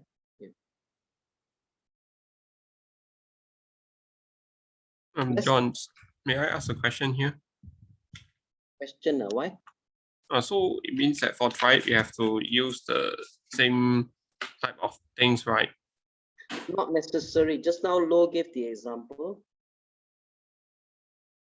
Sounds like me, looks like me, but it's not me. You see, Okay, thanks. Not to say what you came up with cannot be considered a triad. Can also. Anything used in linked together in 3. But please use pauses when we speak. Power of 3 will not work if we do not pause one after the other. All right. Then it just seems like one long sentence. All right. Let's have 3 more. Another one. Someone said this also. I come, I see, I conquered. That's Caesar, right? I came, I saw, I conquer. Yeah. Vena, Vedi, Veci. Yeah? I studied that for literature. That's why I remember. All right, good. Okay. I came, I saw, I conquered. That is sequential. I came, I saw, I conquer. That's very good. So, ladies and gentlemen, sequential is one form of triad. At times, you do not need to be sequential, remember, because there are many types of triad. So let's not get the misconception there's only one way of doing triad. All right, any more? Okay, John, I have one. I'm not on the left. I'm not on the right. I'm in the middle. That's exactly okay. In the middle. That's okay as well. It's a set of 3. Yeah? So I just stress again, triad simply means in simple application, a set of 3 statements, a set of 3 words. Even 3 words can qualify as a triad, you know. 3 phrases can, sequential phrases, non-sequential, like just now you gave that one is non-sequential, not right, not left, and middle. I have one more quote from President Obama. Yes. I believe it's a triad. Let me rephrase it. There is no liberal America. There is no conservative America. There is United States of America. Is that considered a triad? This is like 2 + 1, because there's no liberal, there's no this, then we expect there's no that. It's okay. It's not meant to be a surprise third one. So this not exactly 2 + 1. 2 + 1 in humor is actually the last one is a surprise. This one is saying that just similar to just now. Who was it? The gentleman, I didn't get your name. Not left, not right, but center. So not what do you say? Not liberal, not democratic, but we are USA. That means do not think in terms of camps, yeah. Isn't it? Good. The others? John, I try. Yes, Betty. You must always have perseverance, persistence, and passion in order to achieve success. Can, of course, use pause. Use pause. This is an example where I just say you use one word, isn't it? Yeah. But you must pause, because you don't pause, then the the triad power will not come about. Okay. Isn't it? Yeah. For example, what you were saying, I paraphrase. John, I have one more. Let me I'm not- paraphrase first to stress the importance of pausing. Betty, please Yeah. say that with pause what you said. We must always have perseverance, persistence, and passion in order to achieve success. When you pause, then the power of triad comes about. Good. Okay, Kenting? Yeah. This one is a quote, I think, from Winston Churchill. Success is not final, failure is not fatal, but it is the courage to continue that counts. Yes, exactly. Remember to pause. Remember to pause. Yeah. You see, triad strangely works, because I mean they have sort of psychologically proven it, that it works on people. So that's why I recommend highly today. We must use triad. One of the strategies apply first, then analogy applied. No need to apply all at one time. I emphasize this all the time. Number one, you apply many things at a time, we don't get to be sort of very familiar with it into a way of life. My intention in repeating this way of adopting strategy is one at a time becomes a way of life, that you automatically would speak with analogy. Then next day you practice triad, you automatically already speak with analogy with triad. Then next day you attempt metaphor. Not next day, you need 1-2 weeks practicalize.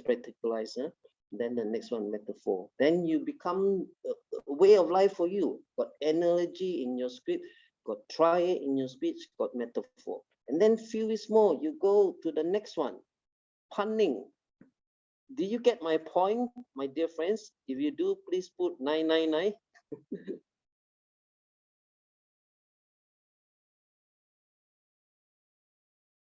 One at a time, make it a way of life.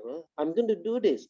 As I said this morning, I developed this for myself because I haven't seen such thing anywhere prepared, So the need is the mother of invention. So I said, it's got to work. I want to do it. So I'm going to apply one at a time. Of course, some are already very, so-called very good at it. So I'm going to apply one at a time, one at a time, one at a time, one at a time. All right? Do that for yourself. That's why we issue the PDF document for you. Do you get my loving intention advice, please? Yes. All right. Any more? One more example, and we are about to. We got 5 minutes. We got 5 minutes for Q&A, and then we can wrap. One more example for try it.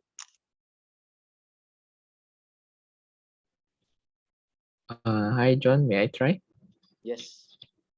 Okay, so it goes like this. Is it a bird? Is it a plane? No, it's Superman. Yeah, this is a very famous 20, 30 years ago. And today, people can still remember. So say it with pause, please. One of the Is pause. it a bird? Is it a plane? No, it's Superman. Pause, it's a power of 3. Yeah. The other version is, it's not the bird, it's not the plane, it's Superman. The power of 3. Great show. Let's applaud all those who practicalize, and celebrate all of you to practicalize, try it as your first strategy, and then move on to the others. Now, we have possibly 5 minutes before we wrap at 4.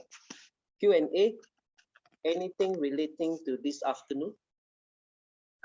Betty here, I want to raise a question. I'm not clear. Before you close this slide, there is this subliminal communication, which is happening every day. But on the end of the, at the end of the slide, you've got the allure immersion. What is that? Allure immersion. Sorry, just now I overlooked overlook that saying the line. In my Is that the description, difference of the two? different, good for Different. pointing out. In my descriptor just now, show, not tell, be the story, personalize, PO, minimalize POV1 I, maximize POV2 is you, because we want to make sure we treat the audience as a hero. This is not to sort of, what they call it, tripod the audience, but we make it real, because the audience here speech is for us to make the person the hero, so that we can allure them to be immersed into your speech making, into your story.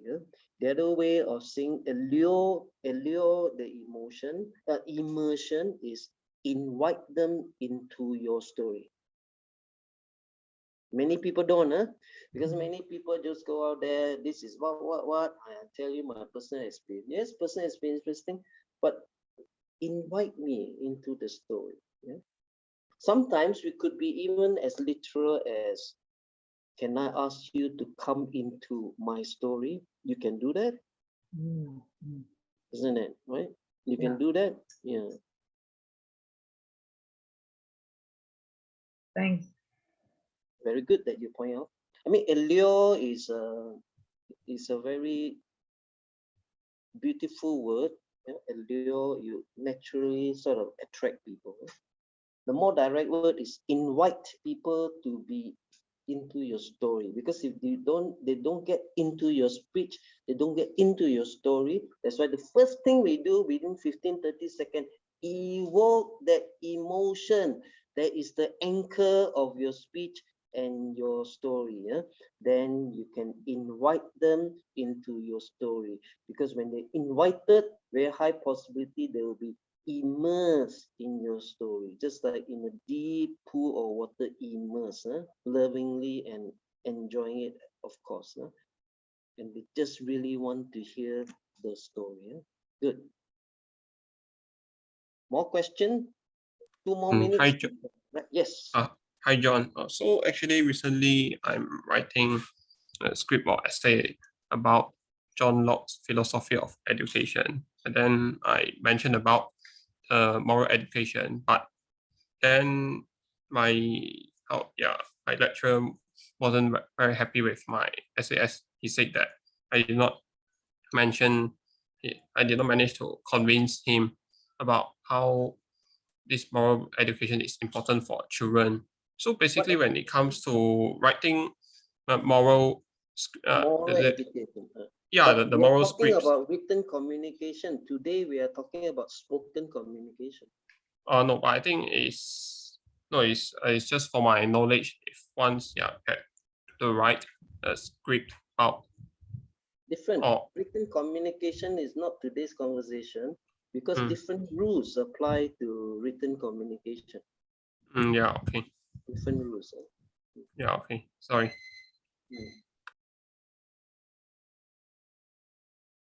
One more question, dear friends, and we can wrap, and you can still have the beautiful Sunday evening.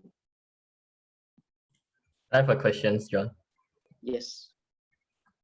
Regarding the bottom left corner, mentioned about colorful kaleidoscopic language and vivid words or phrase.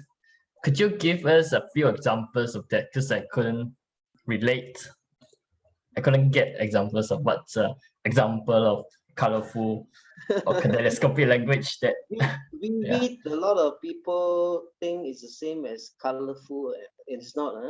Vivid means you, as per stated here, vivid is you. Hang on. My battery is going off. Hang on.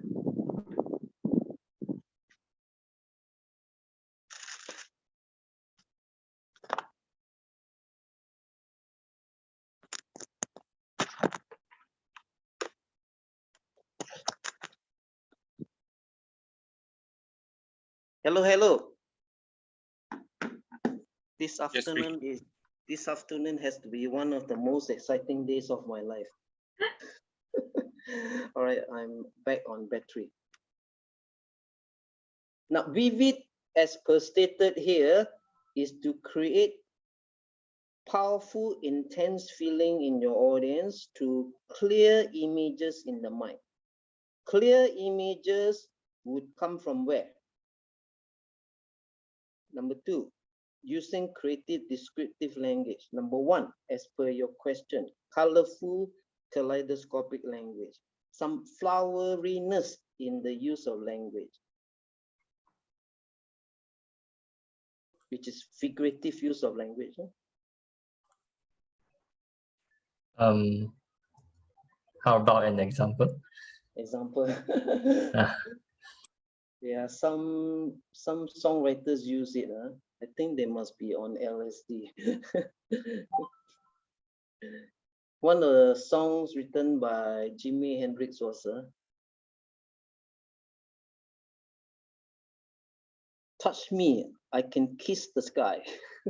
That is an example of colorful language. Colorful doesn't mean you must use the colors. Colorful means it's out of the ordinary. You know? Oh, I see. All right. I walk among the clouds of doubt, you know. Chance upon more storms. And here I am today, totally lost. While the message is not a happy one, it is colorful way of using language. Colorful as opposed to not the usual. As I said, colorful doesn't mean you need to apply colors inside there. Yeah, of course you can. One example is my life is as red as my passion, as gold as my prosperity. You can use colors also physically. Yeah.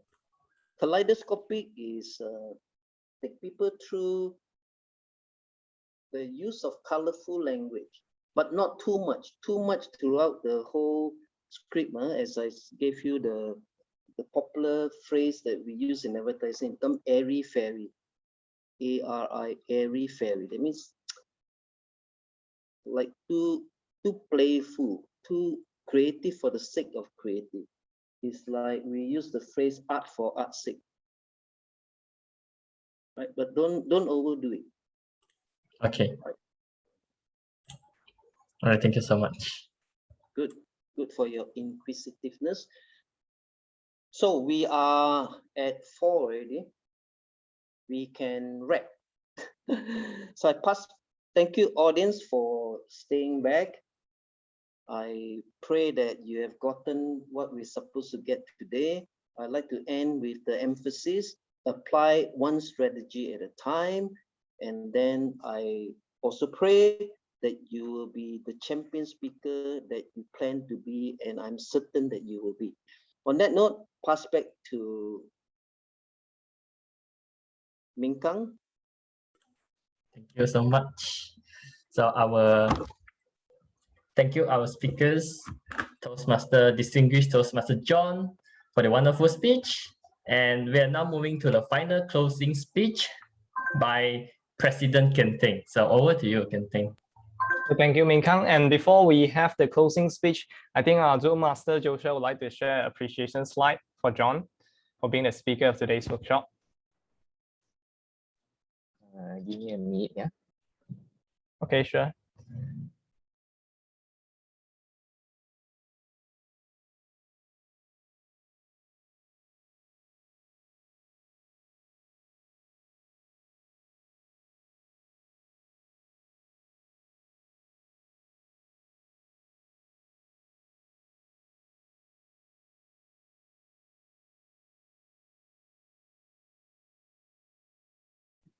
Can you find it, Joshua?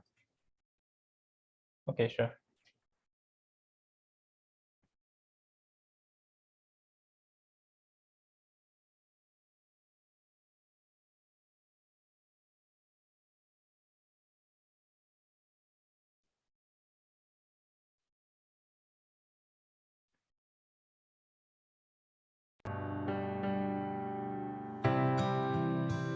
So for the Persuasive and Creative Scripting Workshop Appreciation that happens on today, 28 November 2021.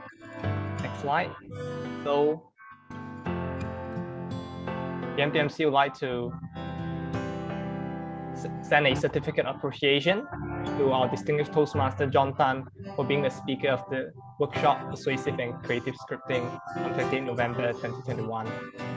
Thank you so much, Jon Tan, for being the speaker, spending time sharing all the knowledge, and I hope that all the participants can make use of the things that they learn so that they can be a better version of themselves from today onwards, apply the skills they learn in their speeches, presentation, and get the most out of today's workshop. Thank you so much, Jon Tan. And that's it for the certificate appreciation session. And now we move on to the closing speech. So ladies and gentlemen, fellow Toastmaster, every beginning has an end. And as we march towards the end, a new beginning awaits us. I want to thank everyone for joining today's workshop. I appreciate the engagement that all of you have contributed to this workshop. I sincerely believe today's workshop is crucial. And especially nowadays, we need to speak out to be heard, speak out for change, and speak out to share our ideas and innovation. Being creative in our work has been more important than ever. In a world where we are constantly bombarded with ideas and thoughts, originality and authenticity are being rewarded and valued like never before. And in fact, speech itself is a medium of communication. It is a powerful tool for us as we want to get our messages across to people. By getting the method right, our speech can create a ripple effect that impacts millions of lives around the world. I'm delighted to host this workshop for all of you because I sincerely believe the skills, insights, and knowledge that you gain today will be long-lasting and you're going to internalize it. I want to especially thank our speaker, distinguished Toastmaster Jon Tan, for being the speaker for today's workshop. Jon is an incredible and resourceful person, and I truly appreciate the opportunity that I have today with him for such an amazing workshop. I want to especially thank our Vice President Education, Toastmaster 𝐸𝐿, Presentation Mastery Level 1, for being the organizing chair of today's workshop. So 𝐸𝐿, your organization together with Jon Tan and have made this workshop possible. And of course, not to forget, I want to especially thank my executive committee team, Sergeant at Arms Joshua, Vice President Public Relations 𝐸𝐿, Vice President Membership 1, and Secretary Elaine for their support and cooperation to make sure this workshop promotion went smoothly. And I also want to especially thank our Zoom Master for today's workshop, Toastmaster Joshua and Toastmaster Elaine. I appreciate their help, and the workshop wouldn't be conducted smoothly without their help as a Zoom Master. And finally, I want to thank all of you here, my fellow participants. You are the backbones of today's workshop, where your participation makes this workshop possible. I'm blown away by the engagement and candor that all of you have contributed to this workshop. I truly appreciate it. And on that note, thank you everyone for joining today's workshop. And guess what? We all can now script a persuasive and creative script easily. Thank you. That's it for today's workshop. Thank you everyone for joining, and hope you have a great Sunday. And hope you, with all the learning or the skills that you gained today, you can be a better speaker and be a champion speaker. Thank you, 𝐀𝐿. So thanks everyone for joining. Thank you. Our Bye. event has officially ended. I just want to ask Jon, you have time for one last questions from Tim. Wanted to Yes, ask, go ahead, but yes, Tim. Not sure if Tim's still here. I believe you have a questions to yes, ask. I'm here. I was just away from my laptop, but I'm still listening. So, Jon, is Jon still? Oh yes, Jon is here. You said that in the first 15 to 30 seconds of the speech, we need to evoke the emotions in people. Which emotions would you suggest that we evoke in them? That emotion is, as I mentioned just now, based entirely on the concept or the promise or the key message that you are delivering, the promise of value. Because remember, pre-scripting,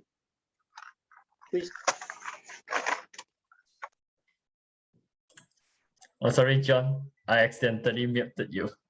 So sorry. Let me start again. So Tim, I think you were not at the first workshop, but just now this morning I purposefully revisited the first workshop, and that mind map. Yes, you were exposed to it 25th September. Yes. Remember? Yeah, I spoke to Vietnam together with you guys. Those same elements I mentioned that day, today I mentioned again. Yeah. What is your story idea? What is the key message? What is the promise?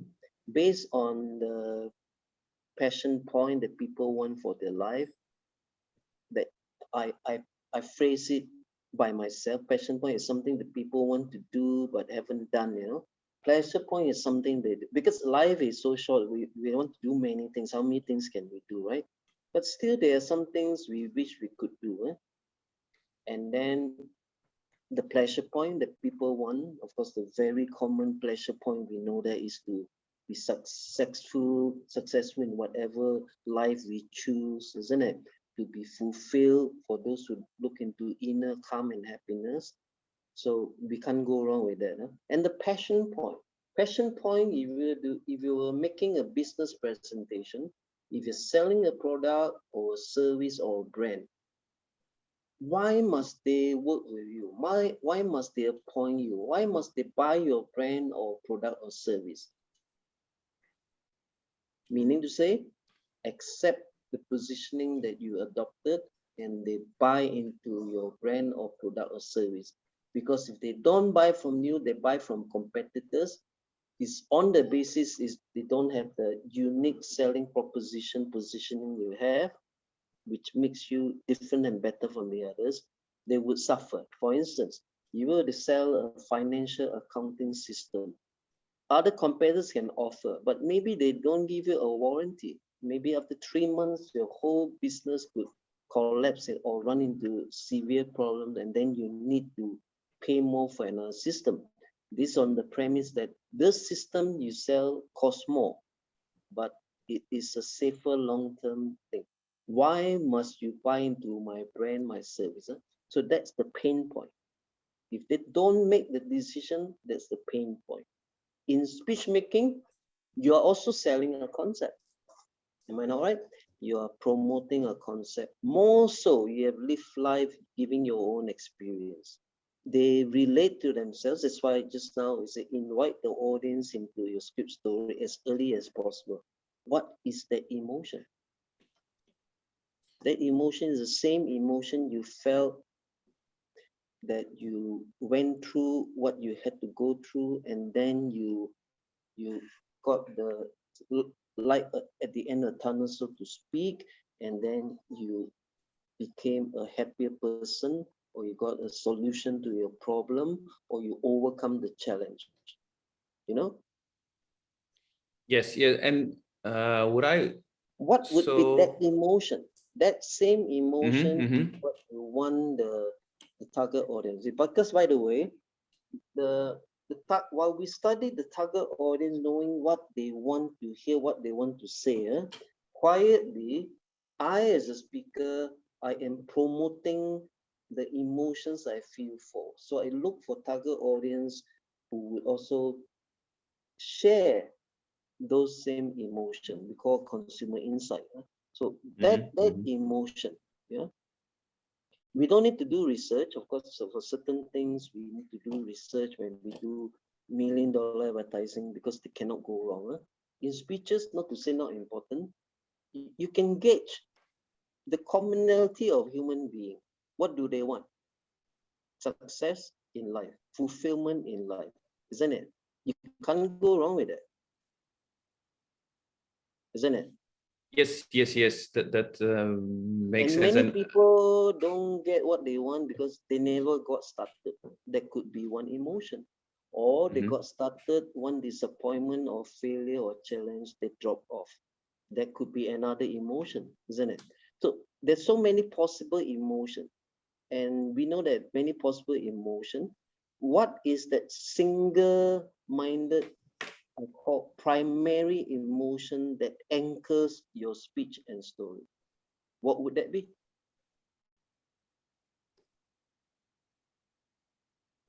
Yes, and that makes a bit more sense, because I myself was looking for a certain certain set of emotions that you could use.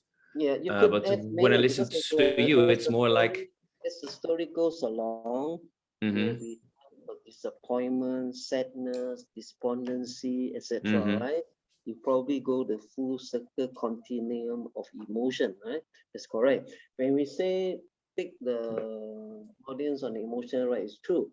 The arousal of the senses is true, but they need to be identified one primary emotion as the anchor of your story. And which emotion that is, that doesn't necessarily matter as long as it is related to your speech. Yeah. Are you using that same script that the day you recorded? Yes. Or something else? If it's based on the same script, you please go into the mnemonic device, restructure it. Within first 15-30 seconds, a lot of people don't tell us that, because I have the advantage, I came from mainstream advertising, and we have been trained, brainwashed, that get your captive audience within 15-30 seconds for writing a speech. For TV commercial, 15 seconds, for because those days commercial is 30 seconds, now 1 minute. Even 1 minute, people can switch off. We cannot go pro rata. Just because our commercial 1 minute, that means we can take longer to captivate audience. We must capture the audience within 3 to 5 seconds. In fact, for today's online behavior, because otherwise they switch. You know, this is not practiced by a lot of people because they're not aware that we must capture the audience first. And judges, I wouldn't even say with due respect. A lot of judges are suspect. They listen, and the message comes at the end, and then they make them the winner because they are not trained in the branding communication and marketing communication, where the global brands spend millions on. So their point agency and their marketing directors, their CEO are well aware of that. You must get your audience fast, get them, because you will lose them, isn't it? Yes, definitely. So John, thank you for today. I have some great ideas that I'm going to use for my speech. So apply one at a time, not to worry. Yes. Yeah, thanks for dropping by. Thank you, John. Bye-bye. See you. It's very high, we had many more participants registered. Drop-off rate is more than 70%. I'm not sure because it's the same Zoom issues that you're facing just now, that some couldn't join. There is a possibility with Zoom issue for all meeting workshop. Today, this morning, I went in very easily. I'm not blaming the condo. Actually, I plan to move out by next year, next Jan or Feb, because on Saturday, I experienced many times,